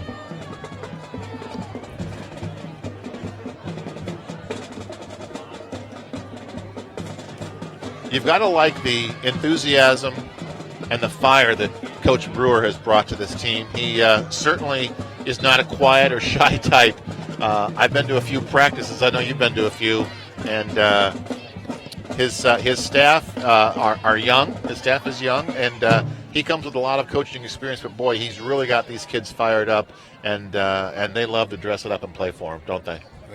He just kind of kicks some cobwebs out a little bit, I guess, and these guys are fired up. They're ready to play for him, and it just comes to show that Fort Madison game when they were down 16 points, they battled back and came out victorious. Let's hope that Central Lee does not replicate that effort that we did against Fort Madison. They are down 21-0, and that kick goes out of bounds. There's a flag. That's just because the ball was out of bounds, so they'll move it out to a 1st and 10 situation for Garrett Holtkamp and his rest of his offense.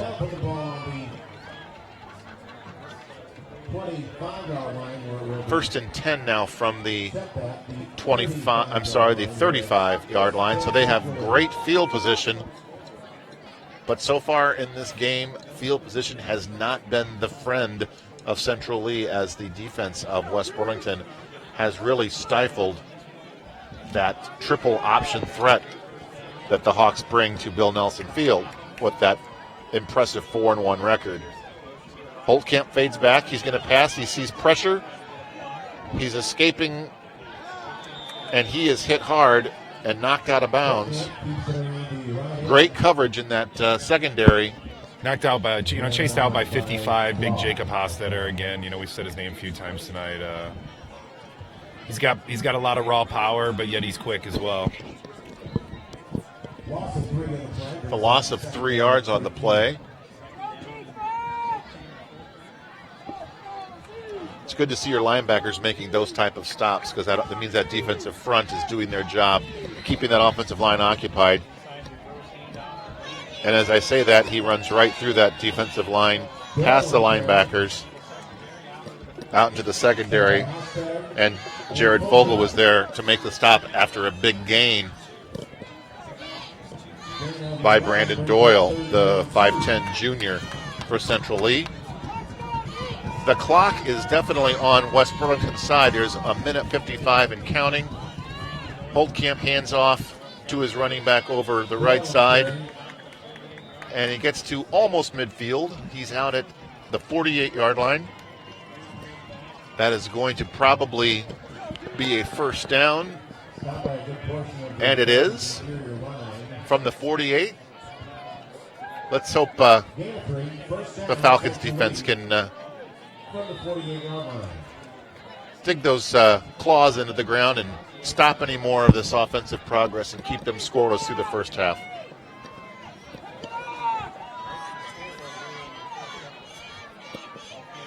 Little reverse. He's got room. And that stop was made by Nate Crooks, it looks like. And Matt Vermazen, the senior scat back on the reverse, was able to get about 3 yards.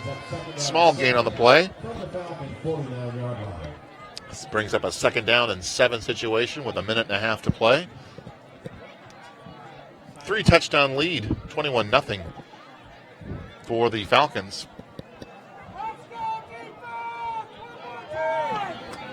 Holtkamp still in that familiar wishbone formation. Flag in the field.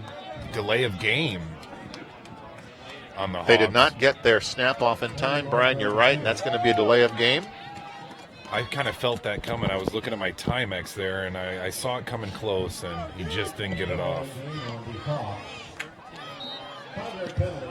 It's a 5-yard infraction. Williams is going to make the catch. It's almost like he was trying to throw it to Xavier. That ball got caught up in that 15-mile-an-hour breeze you were talking about, Brian, and it just floated on him, and Xavier just made his athletic move, jumped up, and snared it out of the air, and that is his 2nd interception of the night. Actually, you're right. It is his 2nd. He's 2 for 2 for making the reception from. I believe he has more receptions for Central Lee than they do themselves. I don't have the stat sheet in front of me, but that's my best guess. Let's see if Coach Brewer's going to draw up a little magic here, or he's going to try to just run some clock and go into halftime with a comfortable 3-touchdown lead. And a pretty conservative play call there as he hands off to Williams. Colton Eves, that big junior defensive tackle, smothered him behind the line of scrimmage, got all 223 pounds into that tackle, and there was a loss of about 2. 2nd down and 12, clock is running, and we are less than a minute before the halftime festivities take place, but most of the fireworks have already taken place in the first half on the field, Brian, as Reed's going to keep it. Look for some running room. He's going to reverse, and he is going around the left end. He probably ran about 62 yards, but only gained about 15. 72, Pee Wee. 72. Well, it was good enough for a first down. Heads-up play by Reed.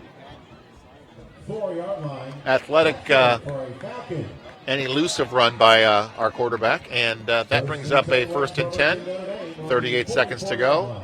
And let's see what Coach Brewer has drawn up. Reed is back in the shotgun. Tim Williams is going to get the handoff, and he's going to go right over left tackle, and he is going to get stopped right in his tracks. First one to hit him was Brandon Doyle. I'd say about 3 yards on the play. Maybe 4. One name you haven't heard on that defensive side of the ball tonight is Rick Galley. He is their leading tackler, and he has been relatively quiet so far tonight. Brings up a 2nd down and 6 from the 48-yard line. Check that. 3rd down and 6. Check it. I'm going to guess we're going to see a little pass action to one of those Williams fellas. Let's see what happens here. Maybe we can get a PI call, get a chance for a field goal, if not a touchdown. Xavier's in motion. He's going to throw it. He's going to try to throw it. Directing traffic. Let's fly, and it is caught. What a catch. Jacob Smith, somehow, with 2 defenders draped all over his back, made a very acrobatic catch, and that is going to put the Falcons 1st and 10 on the 20 with only 7 seconds to play, Brian, I'm not sure if they'll have time to get a try for the touchdown. They're going to go timeout. Or they're going to here. call timeout and think about it. So when we come back, we'll see with 7 seconds remaining if we can add to that 21-0 Falcon lead.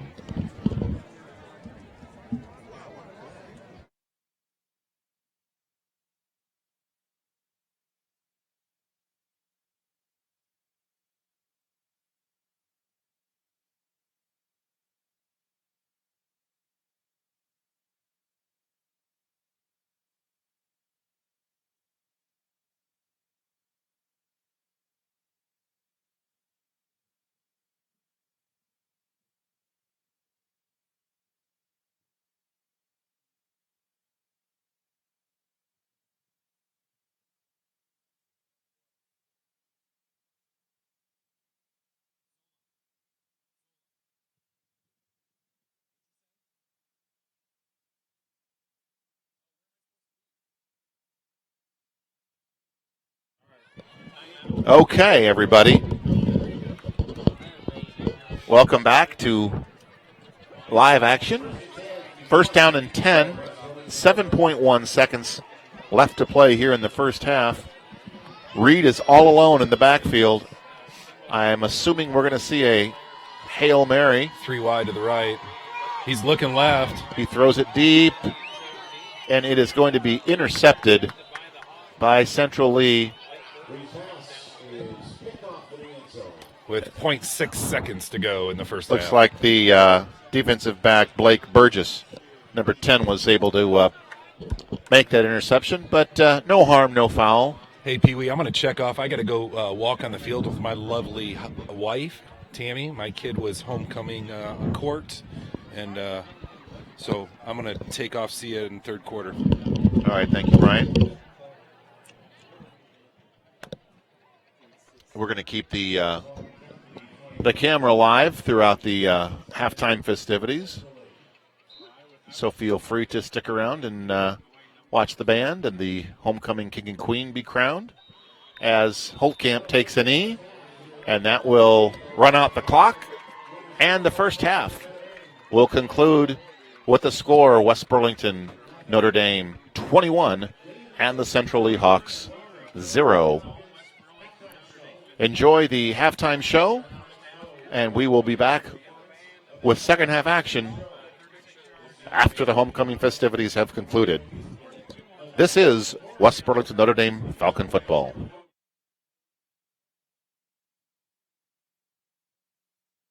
With a trumpet solo by Caleb Moore and trombone solo by Kristen Vetter.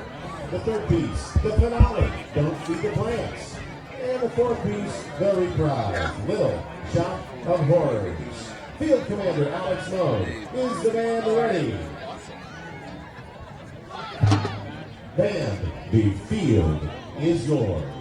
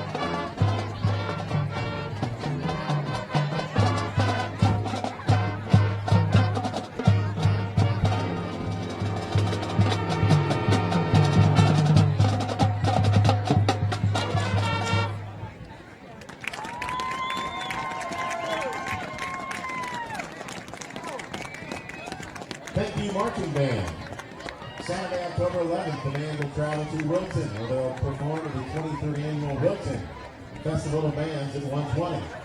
Saturday the 18th, they end their competition season with a performance at the state marching band contest at Brady Street Stadium in Davenport.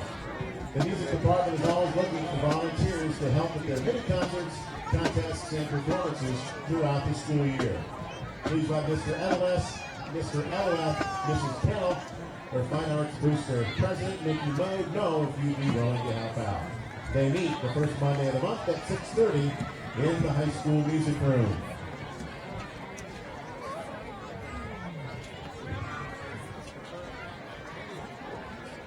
Fans, we've had a great week of homecoming here at West Burlington with our theme, We Got the Fire, and we're gonna let it burn. The week has been full of dress-up days, a skit from the teachers, and the chance to see the talent from the volleyball team, dance team, cross-country team, cheerleaders, and football team in the morning assemblies. At this time, we would like to introduce our 2014 homecoming court. Our first candidate is Riley Hale. Riley is the daughter of Greg and Terry Hale. She's very active in West Burlington's volleyball and softball teams and has played many years on the Southeast Iowa Hawks softball team. Riley has also been active in Pep Club over the past 4 years. She plans to attend Illinois State University next year to play softball at ISU and major in nursing. Best of luck to you, Riley. Our second 2014 homecoming candidate is Grant Riley. Grant is the son of Chad and Mecca Riley. He's involved in football, track, and is the soaring Falcon in Falcon Focus. Grant has plans post-high school to attend college and major in engineering. Good luck, Grant. Our second queen candidate is JC Hicks. JC is the daughter of John and Julie Hicks. She's very active in volleyball, track, dance team, Iowa National Guard, 4-H, Pep Club, and the National Honor Society. JC plans to attend the University of Northern Iowa and major in psychology. After college, she will be signing over from the National Guard to active duty for the Army. Best of luck to you, JC. Our second team candidate is Tim Williams. Tim is the son of Kimberly Williams. He is very much involved as a member of the track team, football team, and wrestling team. After graduating from high school, Tim plans to attend a 4-year college and run track. He plans to major in construction management. All the best to Tim. Our next candidate is Stephanie Wills. Stephanie is the daughter of Terry and Kelly Wills. She's active in volleyball, tennis, Pep Club, Fellowship of Christian Athletes, club volleyball, women's tennis league, and a member of West Burlington Christian Church and National Honor Society. Stephanie plans to attend Iowa State and major in athletic training. Best of luck to you, Stephanie. Our next 2014 homecoming candidate is Tyson Abbott. Tyson is the son of Brian Hopkins and Tammy Starkey Hopkins and Kurt Abbott. He's involved in football, basketball, golf, baseball, and serves as the Senior Class Student Council President. Tyson plans to attend SCC for 2 years and enroll in the medical assistant program and possibly begin selling real estate with his family. Good luck, Tyson. Our 2014 homecoming queen is Emily Stockdale. Emily is the daughter of Kelly and Curtis Cloak and Mike and Colleen Stockdale. She's involved in dance team, and Fellowship of Christian Athletes. In her spare time, she works at Maid-Rite Diner as a server and is active in her church. After graduation, Emily plans to attend a 4-year college and become a registered nurse. Best of luck and congratulations to Emily. Our 2014 homecoming king is Nathan Crooks. Nathan is the son of Mark and Jody Crooks. He is very active in football, baseball, and track. After school, Nathan plans to attend Poe College and major in criminal justice, and then attend the Iowa State Police Academy. We wish you all the best, and congratulations, Nathan. Congratulations to all of our homecoming royalty, and go Falcons! Fans, the West Burlington High School Alumni Association was the proud sponsor of the first half's Parade of Alumni. The Alumni Association provides scholarships to West Burlington High School graduates each spring. It also plans social functions for West Burlington alumni and provides support to classes planning reunions. Membership to the West Burlington Alumni Association is $10 annually or $100 for a lifetime membership. To join, please find an Alumni Association member or visit www.wbhsalumni.org. Thank you, Alumni Association.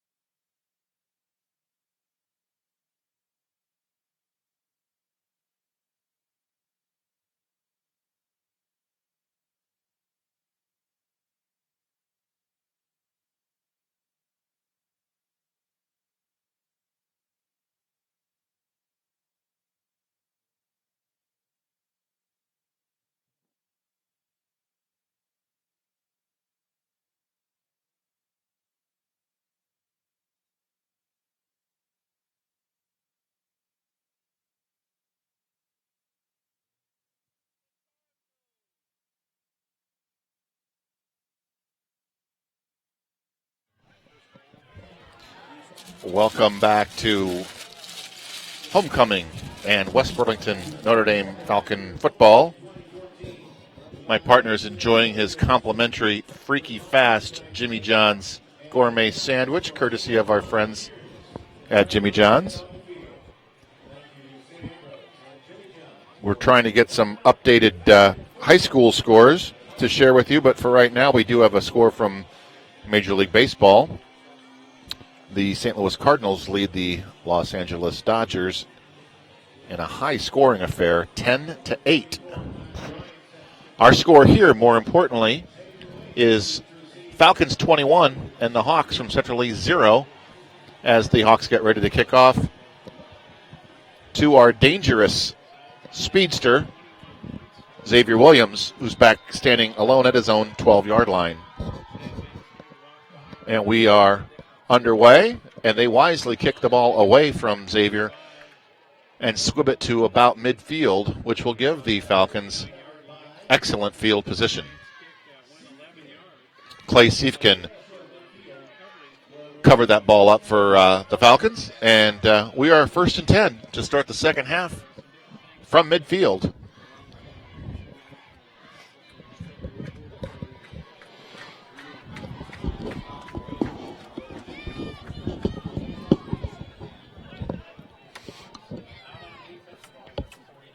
Brant Reed is getting ready to receive that snap from center, and unfortunately one of his offensive linemen got a little anxious and jumped prematurely. That's going to march him back 5 yards. Hey, I was just out there, at homecoming. I can't even talk. Anyways, eight penalties on West Burlington first half. That's what I'm trying to say. 8. I just checked with the Central Lee coaches booth. They have the Central completed passes. Wow. Speaking of completed passes, Brant Reed finds Clay Siefkin, his tight end, all alone in the right flat. That's a big gain down to the 39-yard line. He got up in the air on that one, didn't he? He did, and that brings up a first down and a 16-yard completion from Reed to Siefkin. The Falcons waste no time here in the start of the second half. And they're trying to add to that 21-point cushion. There's Timmy. Timmy Williams does not want to go down. He's shoved out of bounds at about the 25, 26-yard line of Central Lee. St. Clair, Doyle, and Burgess made the stop after he gained another first down. By my count, that's their 12th first down of the game. That was a 13-yard scamper by Tim Williams. He's really carrying most of the load tonight offensively. Xavier's made a couple of good runs, but Tim has really been consistent out of the backfield for Coach Brewer. He's found a way to get through there and pick up some big yards. There's Isaiah Trousel. He's the up man. They hand it to him for a quick burst over left guard. Late flag. Do you see that right there? And there is a personal foul. That is the 9th infraction, or actually the 10th. That's 2 this half, isn't it? 1? Okay. Regardless of how many it is, it's too many. If you're Coach Brewer, I'm sure he and his assistant coaches are not happy with the amount of errors and mistakes these Falcons have been making. But once again, the score remains 21-0, so hopefully they can eliminate some of these mistakes. What's it like as a coach? You're up 21 points, but you have 9 penalties. I mean, I don't know. If they're aggressive penalties and they're smart penalties, if there is such a thing, that's one thing. But stupid penalties, late hits, or unsportsmanlike conduct, those are the ones that drive you crazy if you're a coach. Xavier Williams. And I can guarantee you those Central League coaches are probably driven a little crazy trying to figure out how to stop Xavier Williams. He just had a big gainer on that left side, and that frustration was taken out after he was out of bounds, and Central League hit him late, which is going to give a 15-yard penalty and really positive field position down inside the red zone.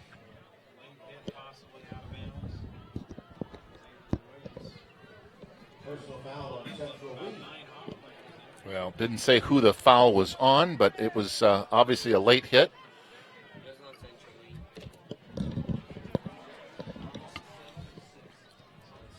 So we add on another 15 yards or 10 yards.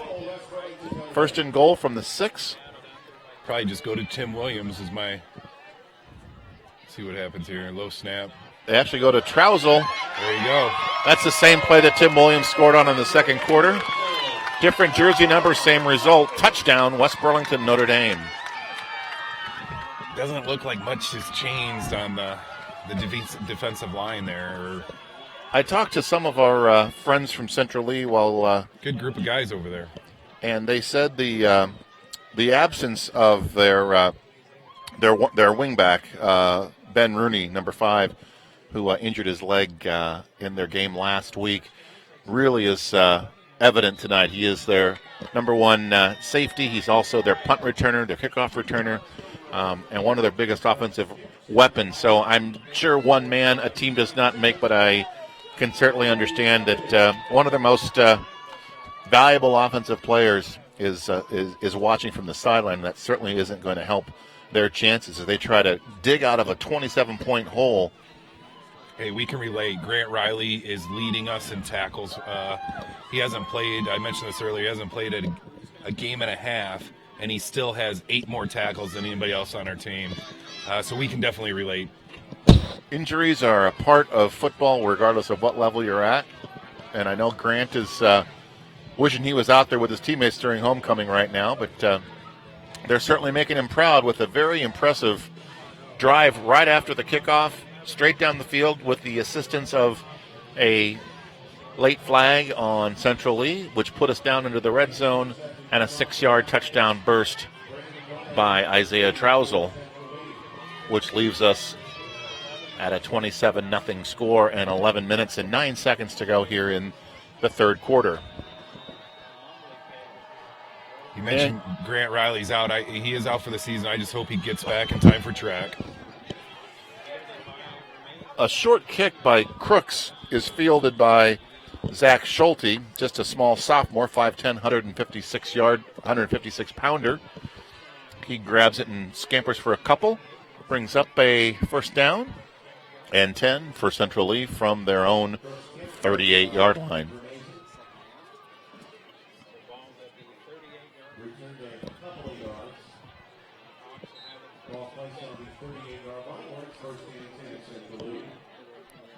Xavier Williams and Tyson Abbott and Jacob Smith are the defensive backfield. But with the amount of times these Hawks run the ball, most of the stops are hopefully going to be made up front by those linebackers and the defensive tackles up front. Keeper results in virtually no gain. Couple of yards. He squeaked forward for second down now and about 8 for Central Lee. Quarterback Holtkamp is their leading rusher as of the first half. In that very familiar option wishbone formation. Puts one man in motion. Reverses the handoff to Matt Vermazen, the senior.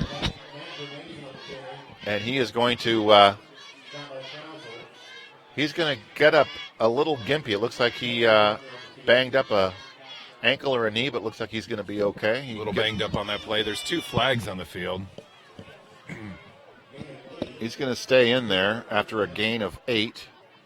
Looks like the Central League coaching staff is out on the field, too. They're not liking what they see. I'm going to assume, Brian, that this is going to go against the green and white, because he is asking the official what his options are, and let's see what the call is.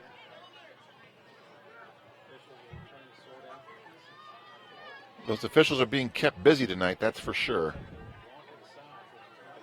It's another personal foul. Face mask. That is against West Burlington, and he actually gave us the wrong signal. 2 offsetting. Thank you. Offsetting penalties. Holding against Central Lee. Thank you, Brian. Face mask against West Burlington, Notre Dame. That makes 10 penalties. Yeah, I don't know what to say. 10. Got to work on those. Got to be disciplined. Here we go. Central Lee's got 2nd and 7. I wonder what the over or under was in Vegas on penalties for West Burlington before the game. I'm not sure, but here's the quick give over the left side to the wingback, Bowick. He shows some pretty impressive breakaway speed, crosses midfield, gets a first down to the 46-yard line of the Falcons. Brought down by number 15, Tyson Abbott. From his free safety position. Yeah, I'm hoping Tyson doesn't have to make too many tackles back there, you know. Like you said, I hope they get him. Well, now the offensive line for Central Lee is starting to show a little bit of explosion, a little bit of spark down there, knocking those defensive linemen back a few yards and giving those wing backs a little more room to breathe and operate. The senior Jacob Boak picked up a couple yards on that. It's going to bring up 2nd and 8. How are you saying him? Boak? Bowick. Boak. Holtkamp. Looks like he's changing the call at the line of scrimmage. Puts one man in motion. Oh. And the ball is in the hands of Doyle, but also there's no gain because the hands of that defensive front were all over him once he had the ball in his hands, and he got stymied right at the line of scrimmage. 3 players, West Burlington, 3 Falcons were there. I did pick up one, number 71, Brayton Seitz. It's nice to have him back again. He missed a game or so. He made the initial contact, which slowed down that running back. And they've got a 3rd down and a long 9 for any chance of a first down and continuing this drive. Oh, interception there. Jacob Smith comes down with the interception. Tyler Bryant saves the tackle. That is the 3rd interception that Garrett Holtkamp has thrown tonight. He, at halftime, had 1 completion. He's completed more passes to West Burlington than he has to his own teammates. So, great defense by West Burlington Notre Dame, but also some questionable pass plays by the Central Lee offense. Yeah, you got a combination. Xavier Williams picked up a couple in the first half, and now big play right there by Jacob Smith. Well, speaking of Xavier, he is split wide right. Smith, who just got that interception, was split wide left. There's the pass completed over the middle to Xavier Williams. He's trying to find some room to operate, and he is just not going to find any breathing room at all, and he's going to be dropped back for a slight gain. He might have actually lost a yard. Call it 2nd down and 11, Brian. Yeah, good job there by, the Hawks. They are playing with a lot more fire, I see, in the second half than I did in the first, but that's just my opinion. Reed is looking for an open man downfield. He's got him. And he cannot hang on. I'm not sure if the safety got a mid on that ball. I think Doyle had some pretty good coverage. He reached out, and if he didn't get a hand on that ball, it was enough to distract Jacob Smith. Just went right through his fingers there on Jacob Smith. Great effort. Good throw by Reed. Good throw by Reed, and we'll see what they do here on 3rd and 10.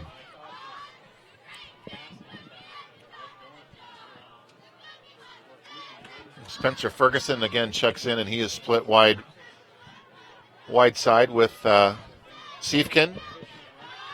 Both Williamses are split wide right, and that ball is tipped, and almost picked off by Holtkamp. Looked like a little pinball machine there going off the rails. ×2. That pass is incomplete to Xavier Williams. He was the intended receiver, and Reed will now step back into his punting role, and back deep for the Hawks is number 9. That's Doyle. That's a boomer right there. Nice punt. And it takes kind of a sideways hop.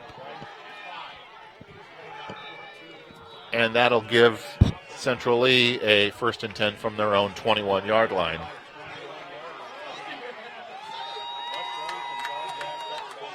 I'm not sure what's happening down there on the West Burlington sideline.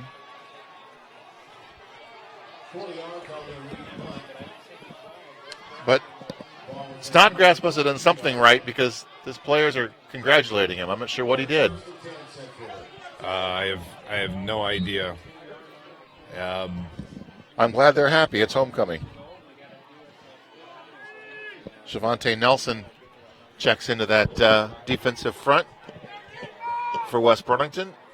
Holtkamp back in that familiar shotgun formation. He's trying to heave a pass in the general direction of Tyler Bryant, but he had green shirts draped all over him.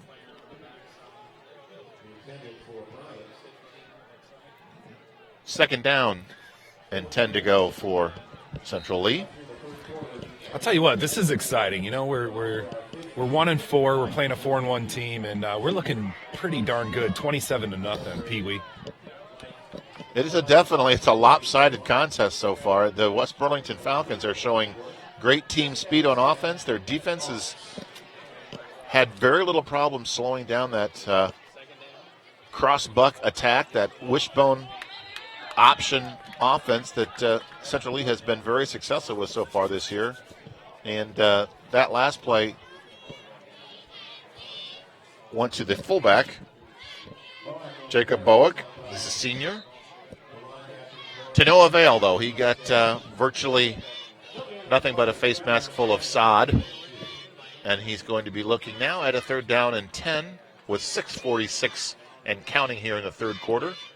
West Burlington Notre Dame leads Central Lee 27-0. On a pretty chilly night here, early October. Holtkamp tried to escape, but he was yanked down by his jersey. Jacob Hostetter and number 28. Is that Trousel? Yes, Trousel and Jacob. We've called Hostetter's name quite a bit here on defense. He's having a solid campaign this evening on the defensive side of the ball. And Xavier Williams is back on his 45-yard line, awaiting the punt from Central Lee. And it's going to take a Central Lee bounce, but still will give the Falcons excellent field position as they operate from their own 45-yard line.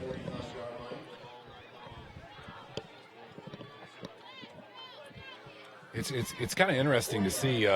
Coach Brewer, he likes to throw the ball, and if you're a fan of football, there's a lot of action when you throw the ball. Brandt's doing a good job tonight. You got to give him. Tip your hat to Brant Reed there. Yeah, he's a dual threat quarterback. There's no question about it. He can tuck it and run. He's got great speed. Of course, he's got great speed with his receivers, right, and his running backs. So tough guy to defend. Trousel gets the call. He responds, and there's a late flag.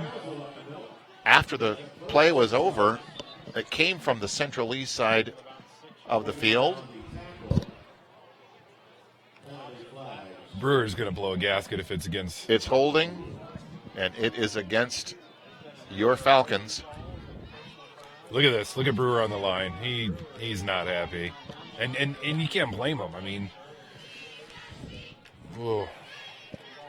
By my count, B-Hop, that is the 11th yellow hanky that have been tossed so far tonight against the Falcons, and that is amazing that we still have a commanding lead with that many infractions.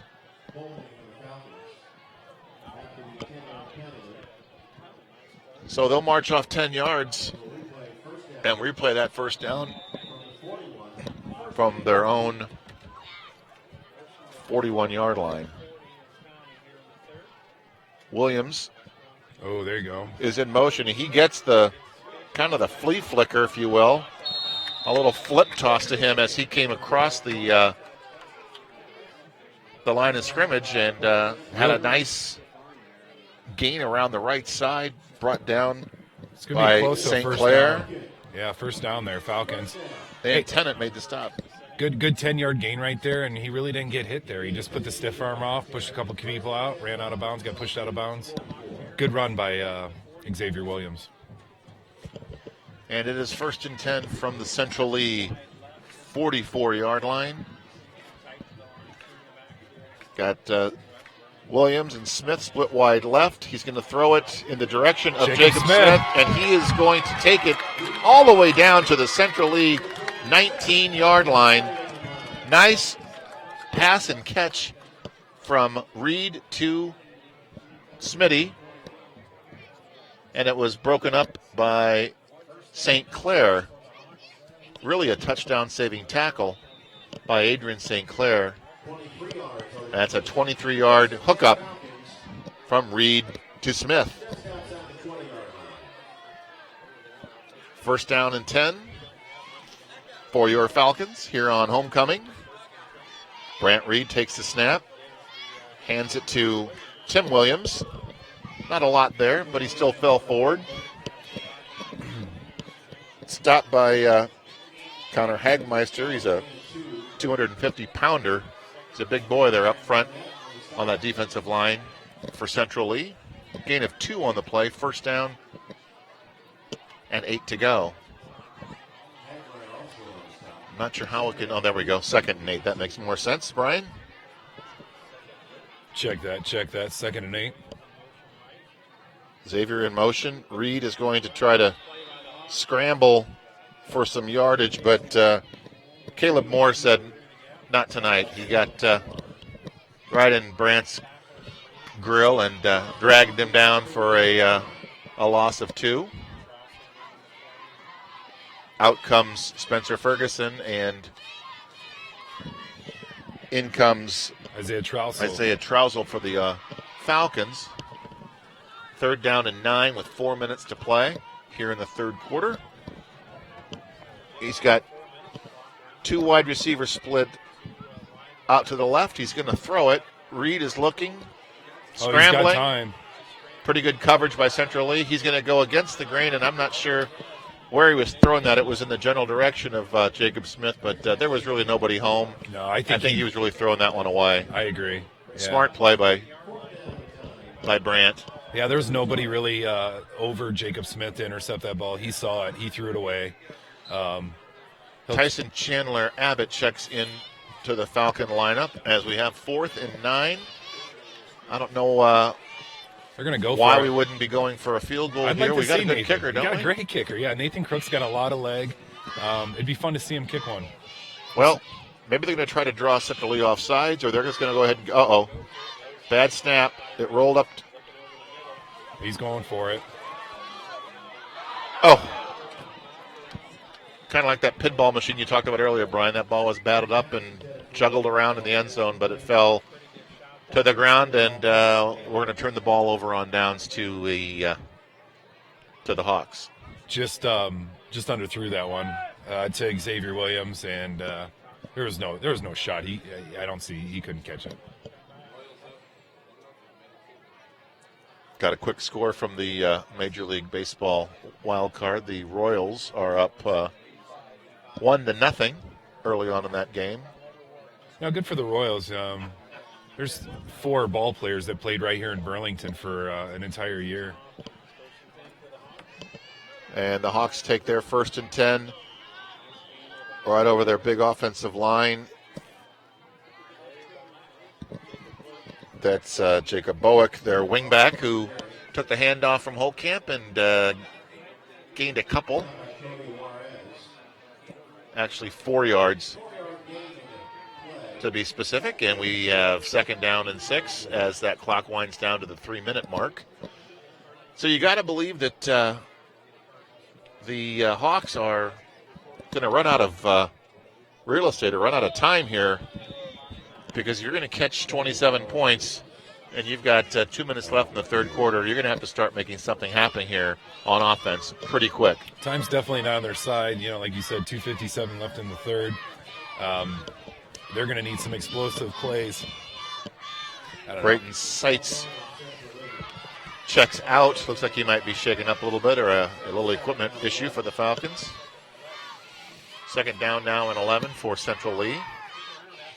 We have a great crowd on hand from both schools, Brian, here at homecoming. The West Burlington faithful have packed the stands as usual.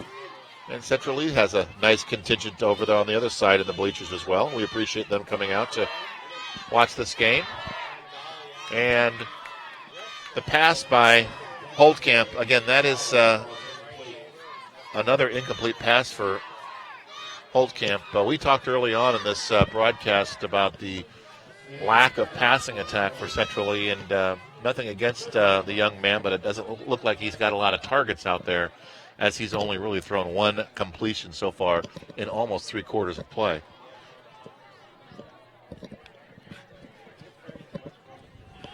That's rendered you speechless, B-Hop. I agree. He's a great athlete, though. He's a big kid, and the way they run that offense, that crossbuck, here he goes There he is. around end, but boy, a submarining tackle by number 6. That's Spencer Ferguson. Nice athletic play. He hit him low and knocked him down to a gain of maybe 2, and that's going to bring up 4th down and 11 for Central Lee. Forces them into a punting situation. And Bryant gets his foot into it, end over end, and it's going to slice right out into the stands on the Central Lee side of the field. And Brant Reed and his offense trots back on to the field, taking over 1st and 10. Well, if you're a West Burlington Notre Dame fan, you definitely got your $5 worth tonight. So far, again, it's far from over. Still got a whole quarter to play, but well, Coach Brewer said this is really almost a must-win for his team. You know, they had some struggles here the last couple of weeks after a nice start, but if there was any hope at all of advancing into the playoffs towards the end of the season, tonight really was going to have to be a game that they're going to have to win, and it looks like so far they're on the right track to do so. Here's Reed. another bad snap. Bad snap from center. He picks it up and hands it over to Timmy Williams. He Nice. gets gang tackled by Adam Rooney and big Connor Hagmeyer, 250-pounder. Got a couple of scores. Weston Insminger was on that as well, senior.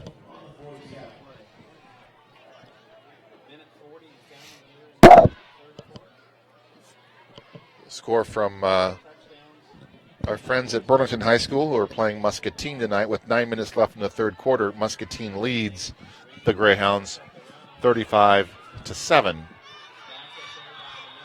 Grant Reed just stopped, manhandled there by number 14, Adam Rooney. Freshman.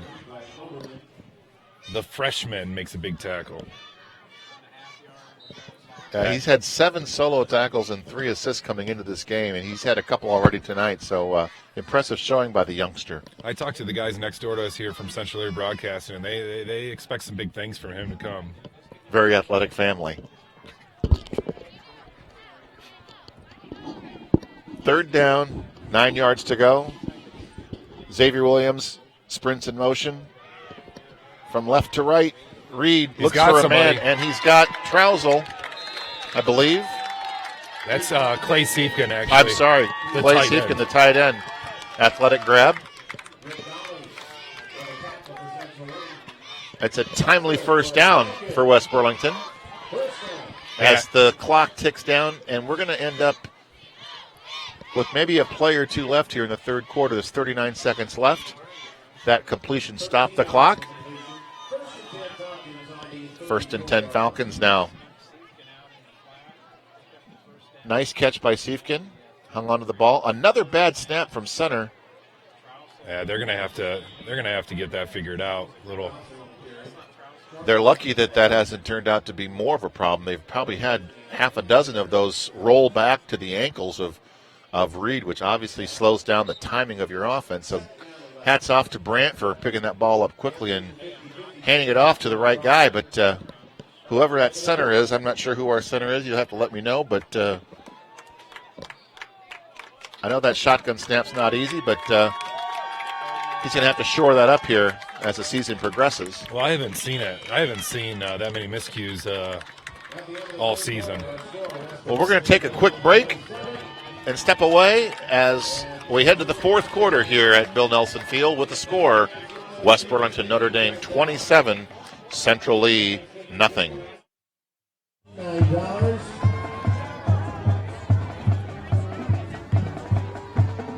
The winning ticket number is 73218 0. 73218 0.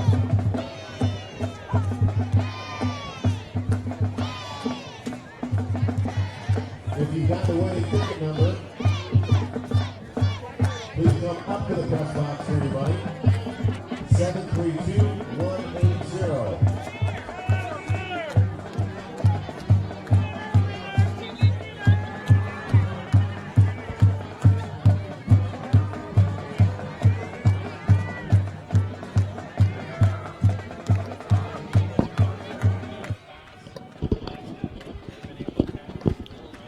And we are back to live action as we begin fourth quarter action. It's 27-0 in favor of your Falcons.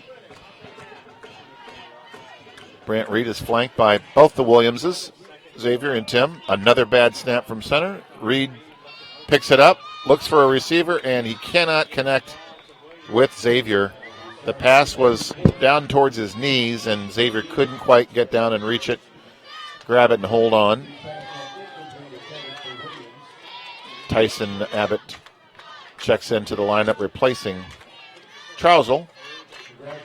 So we're adding another receiver here to the mix, and I'm guessing that would spell a pass play for West Burlington. Let's see if I'm right.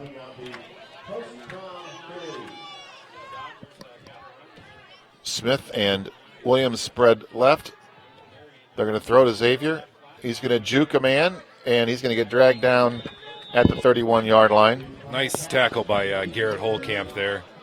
That's their quarterback. He's playing both ways. He's a good athlete. Well, we certainly appreciate all of you tuning in tonight, and if you like what you hear and you want to watch more, we're going to be doing this I believe every home game for the rest of the season. Is that correct, Brian? So we want to thank everyone at West Burlington School District for hooking us up and providing you with some coverage of your Falcons. If you can't be out here to watch us live, sure hope you're enjoying the broadcast. Underthrew that one there. Brant Reed probably just the worst series so far, but I'm sure Coach will get him settled down. And well, that was a failed fourth down conversion attempt, and to turn the ball over on downs now to the Hawks. And if the Hawks are going to make a move, Brian, they better make it now, because the fourth quarter is 11 minutes and 10 seconds left, and they're going to have to score on virtually every possession if they want to get back into this game. They're going to operate from their own 32.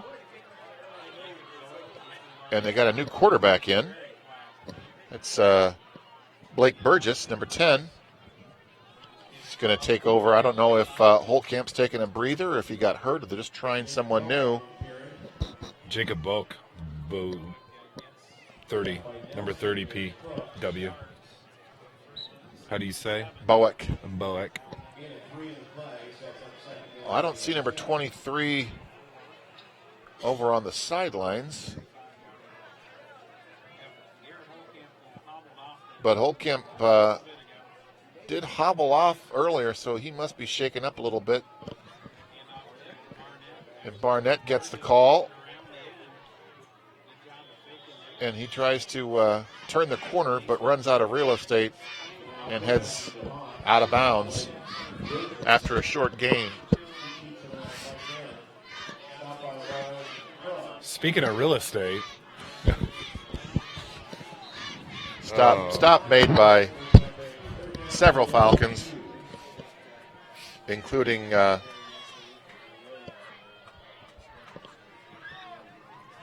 Siefkin and Johnson. 9:54 left in this ball game. Oh, pitch back there. Pitch out to Vermazen. Finally pushed out of bounds by number 15. I Ball's believe gonna that's Abbott. be Tyson Abbott. Ball's So gonna there's be, a little spark for the Hawks as they get a big first down. ball's on the 43 there. Nice play called in by Coach for the Hawks. That's Randy Hoffman and Chuck Banks, Derek Merck, Bob Bryant, and Steve Brunstein. Looks like trainer Katie Luzzum is the one that's checking out Holtkamp's injury. There you go. From the Falcons, you got Hostetter on the play. Jared Fogle, number 71, and Seitz, Brayton Seitz, and Fogle. That's what we saw a lot the first half. I'd like to see more of that. Well, I'm sure this offense is difficult to run. If you're Blake Burgess and you're a sophomore, you probably don't get a lot of reps in practice. So got to give him credit for. Oh, yeah. Look at that nice reverse there. Stopped by Abbott And Siefkin. Clay Siefkin, yeah. But not after a pretty impressive game. I got to tip my headset to Burgess. That's a pretty good series so far that he's commandeered. He's looking pretty good. And again, you got to. Jacob Smith is going to come in and replace Spencer Ferguson at that right corner. Out of the wishbone formation. 3rd down and 3. Boy, it is hard to follow that football, and I've got binoculars on these guys from up in this press box, so you got to give credit to Spencer Ferguson and Jared Fogle for following that ball. I follow his socks. You see those pink socks? Yeah, exactly. Matt Vermazen. It is Breast Cancer Awareness Month on the NFL. You see a lot of pink this weekend. 4th down, 2 yards to go, 7:55 and counting. I'm going to call this the play of the game for Central Lee's offense. Quick pitch outside right. They're going to get the first down and more. Nice run by Vermazen. He stepped out about the 31-yard line, or 26-yard line, I'm sorry. I just got a nice text from Richard and Rochelle Cook. They're from Mobile, Alabama. They're watching Garrett Holtkamp, number 23. That's their grandson. Well, that's great, Richard and Rochelle Cook. Thanks for checking in with us and letting us know. That's the furthest so far for the Jimmy John's. The Jimmy John's long-distance shout-out. Nice block up front for Vermazen. Vermazen's really turning on the afterburners here late in the game. Nice run. Gain of about 21. I got to believe that defensive coaching staff, including the entire Falcon sideline, is trying to pitch that shutout. They don't want to let the Hawks invade that end zone. Well, they've given it to Vermazen the past 3 times. Look for him to get the ball again, number 28 right here, pink socks and all. The pink socks. Here he goes. Can be a keeper by the quarterback. Missed tackle there. And Siefkin had his hands wrapped around the quarterback, Burgess, so he slowed him up, and that gave just enough time for some of those Falcons on the other side of the line of scrimmage to come in and bring him down to the ground for a loss of 2.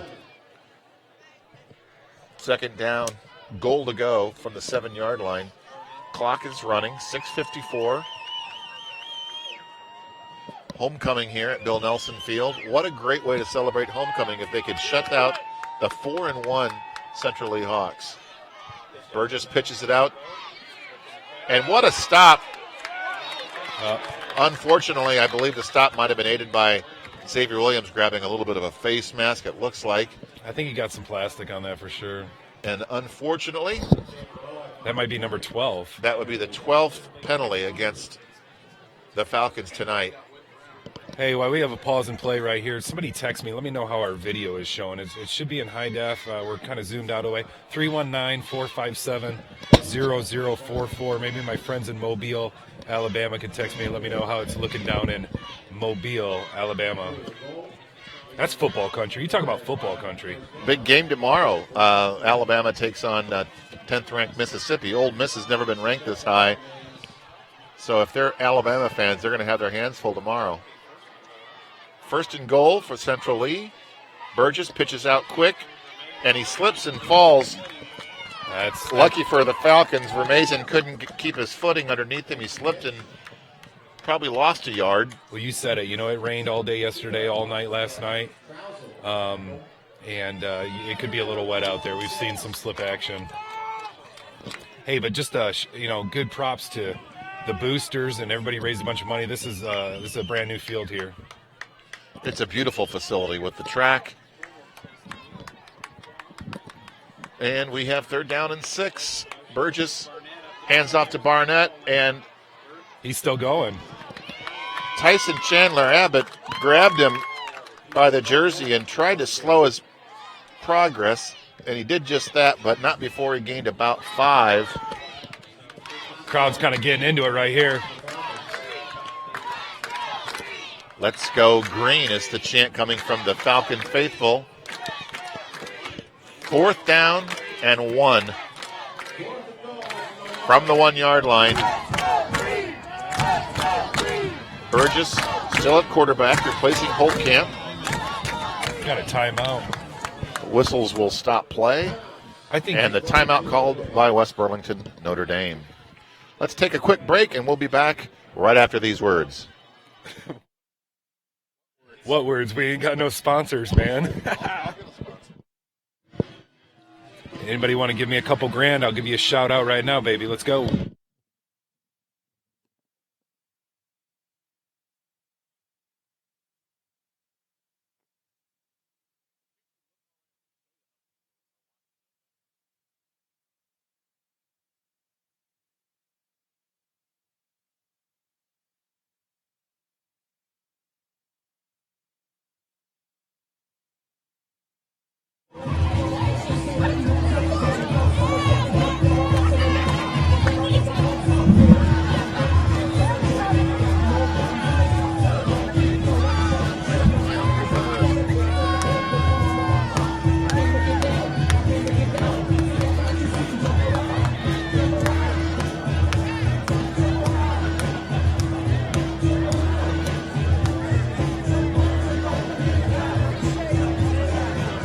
After the timeout, it's 4th down and goal from the 1-yard line.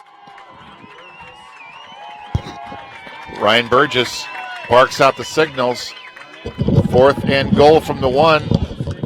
The signal comes from the guys in green that he didn't get it.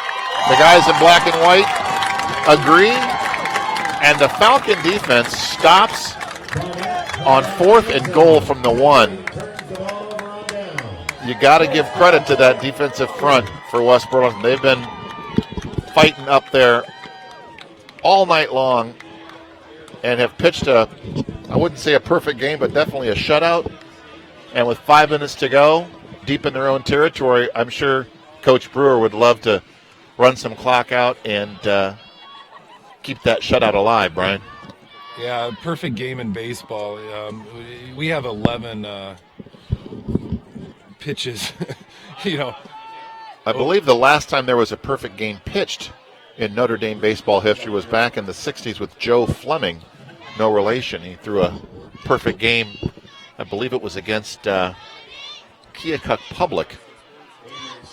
You just have a wealth of knowledge. You say Alabama, you start busting out pro stuff. I say a pitch, and you throw some Notre Dame 1960s vintage. I said no relation, but Joe Fleming was a heck of an athlete and threw the only perfect game, I believe, in Notre Dame high school baseball history. Back to football and the Falcons. Brant Reed wearing number 40 tonight. Once again, a sloppy snap from center. He's going to scramble, and he almost lost the handle on the ball. He was dragged down by big number 76, Connor Hagemeyer. We've called his name a lot tonight. 250-pounder up there, and that offensive line's been doing a good job of keeping him away from Reed and his running backs. And that gain was good enough for a first down for the Falcons. And the clock remains to run. There's 3 timeouts left for Central Lee, but it doesn't look like they're going to use them and try to slow down this game. It looks like they realize there's not a lot of hope, not a lot of time, especially when you get runs like this from Timmy Williams. Keeps that clock running, keeps the drive running. Gain of about 4. Vandenberg and St. Clair tripped them up after a gain of 5. Second down and 5 to go from their own 19-yard line.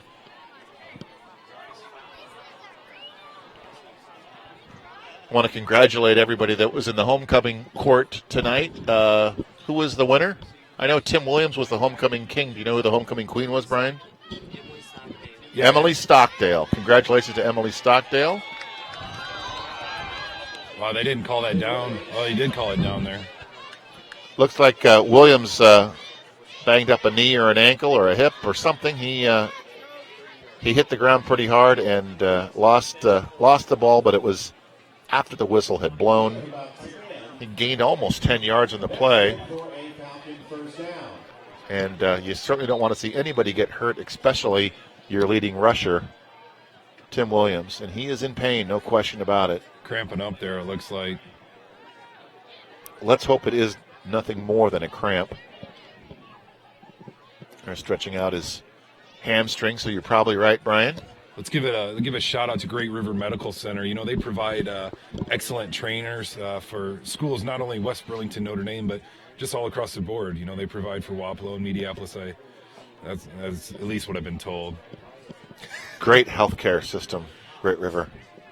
One of the leaders in really Iowa, I would say, next to maybe a state university or something like that. We're pleased to have Great River Medical Center and their trainers for free. No cost to our school district. You know that? It's crazy. Donating their time. I wouldn't mind and their talent. Getting some free medical care. You know what I mean? We're going to take a quick injury timeout, step away, give you a chance to grab a cup of coffee or a cup of hot chocolate. We'll be back with you just in a couple of moments.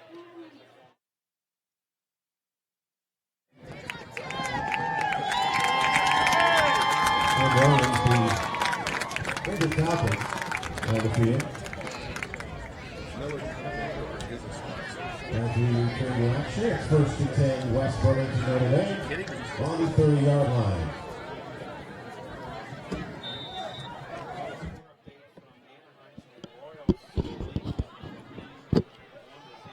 We have a scoring update for you baseball fans. The Royals are still on top of the Anaheim Angels, 1-0 out at the Big A.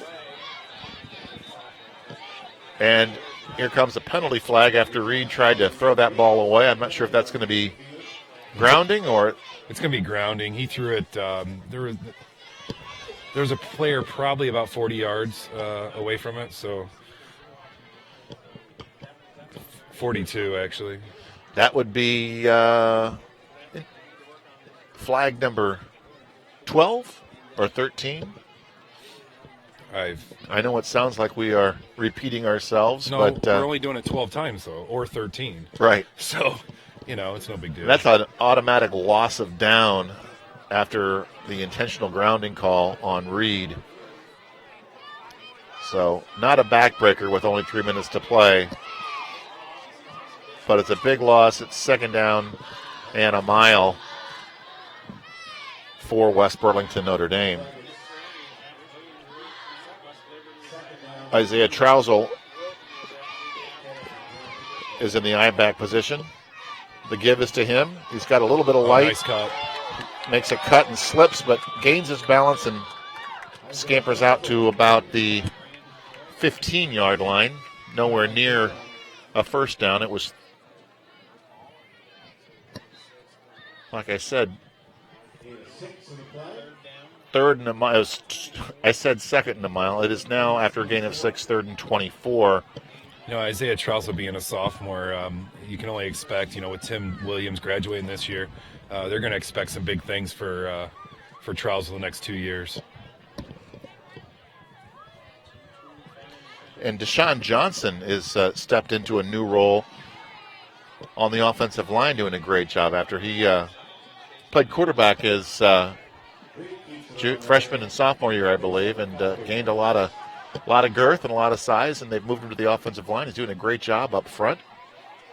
Not always an easy transition from a skill position like that to go up front with the big uglies, as they say.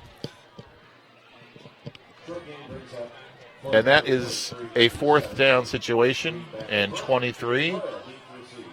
Doyle is back deep for the Hawks, and Reed will kick it away.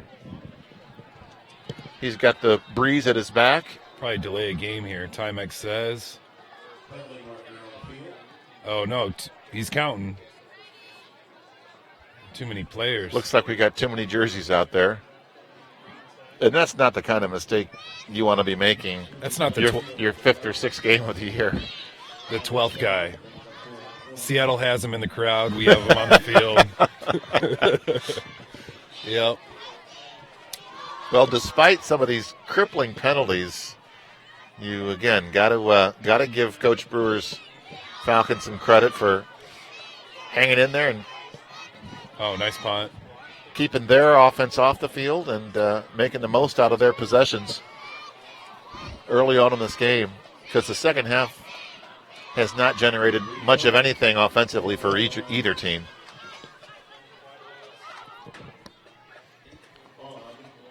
So tonight they got a little after-game festivities I heard going on. Some good, clean, wholesome fun. They're going to do a little bonfire after the game tonight. And then tomorrow you got what? The big dance, buddy. You remember those days? Are you chaperoning? I am not. I have never been to homecoming. I wasn't very popular. Well, they got great fetal position after that penalty and that poor kick. But Siefkin and Abbott, good defense, and a few others in there on the stop to try to keep that big 0 up on the right side of the scoreboard. What's that a loss of? Can you see? Is it about 4? 4-yard loss. Second down, 14, coming up on a minute and a half. And you can see the Hawkeye bench, or I'm sorry, the Hawks bench. The body language is obviously pretty low. They are. Ooh. Oh, wow. Did you see that? He completed the pass to himself, I believe. He did. He completed.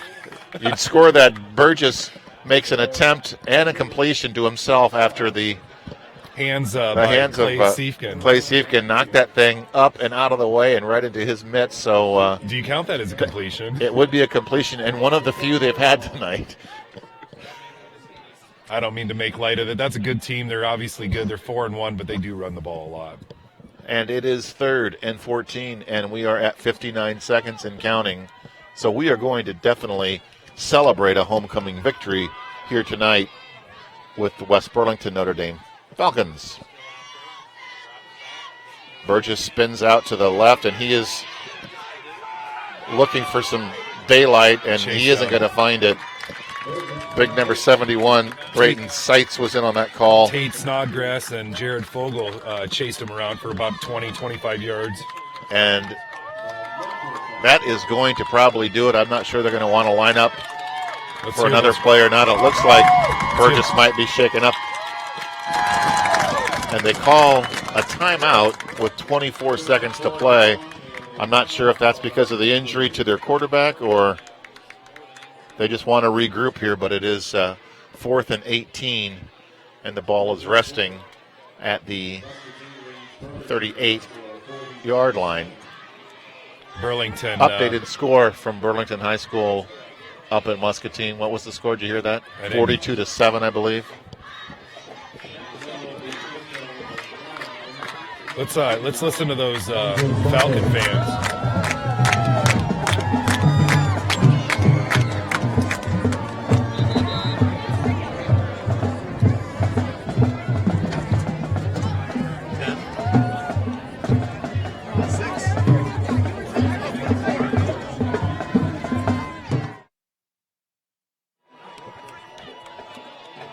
So, PW, talking about Notre Dame dominance last year with the girls basketball program, state winners. I'll let this play go. Deep back to pass, chase down. Going to be picked off. Tyson Abbott. It looks like it is picked off by Tyson Chandler Abbott, and the crowd loves it. I believe he was on the homecoming court. His proud step-papa stands right next to me. Yeah, I'm pretty proud of him. I'd like to say he got all his athleticism from his stepfather, but unfortunately, That's he impossible. got it from his mother. Yeah. Hey, his dad's a pretty cool guy, too, big, strong dude. But Notre Dame, you see Notre Dame getting a broadcast, maybe some video stuff so we can watch them on the road or what? Absolutely. We need to look into that, man. We're a big fan of Notre Dame sports as well, obviously. Well, it's been a great partnership between the two schools since they've merged football programs, and they all play well together, even if they're against each other in some of the sports with basketball. But, they team up for softball and track and football, so it's been a great partnership. Golf as well. And Brant Reed's going to take the last snap of the game, take a knee. I know that's Coach Brewer's favorite offensive formation is take a knee. And there's the clock going. Hits the zeros. We have a final score from Bill Nelson Field. West Burlington, Notre Dame, 27. The Hawks from Central Lee High School, 0. Hey, all the West Burlington Notre Dame Falcon fans out there, we're going to do this again. Possibly we're going to try go on the road, take it on the road with the video and the audio, but definitely be here for the next home game. Tell your friends. Follow me on Facebook. I'll post a link to it, and you can share that link. We had a good number of listeners. We could track it, and a great number of listeners, and we expect more in the upcoming weeks. Well, thank you all for tuning in and following Falcon football. Brian, thank you for putting this together and being part of the broadcast team. It was a great game, great night for a game. You got to love a victory on homecoming. The Fighting Falcons raising their helmets and thanking the crowd for their support. Hey, Pee Wee, thanks for being my friend. Thank you, Brian. So, from Bill Nelson Field, final score at homecoming, West Burlington Notre Dame 27, Central Lee nothing. Thanks for joining us. Have a great night, and we'll see you again soon here at Bill Nelson Field or on the road with the Falcons. Good night, everybody.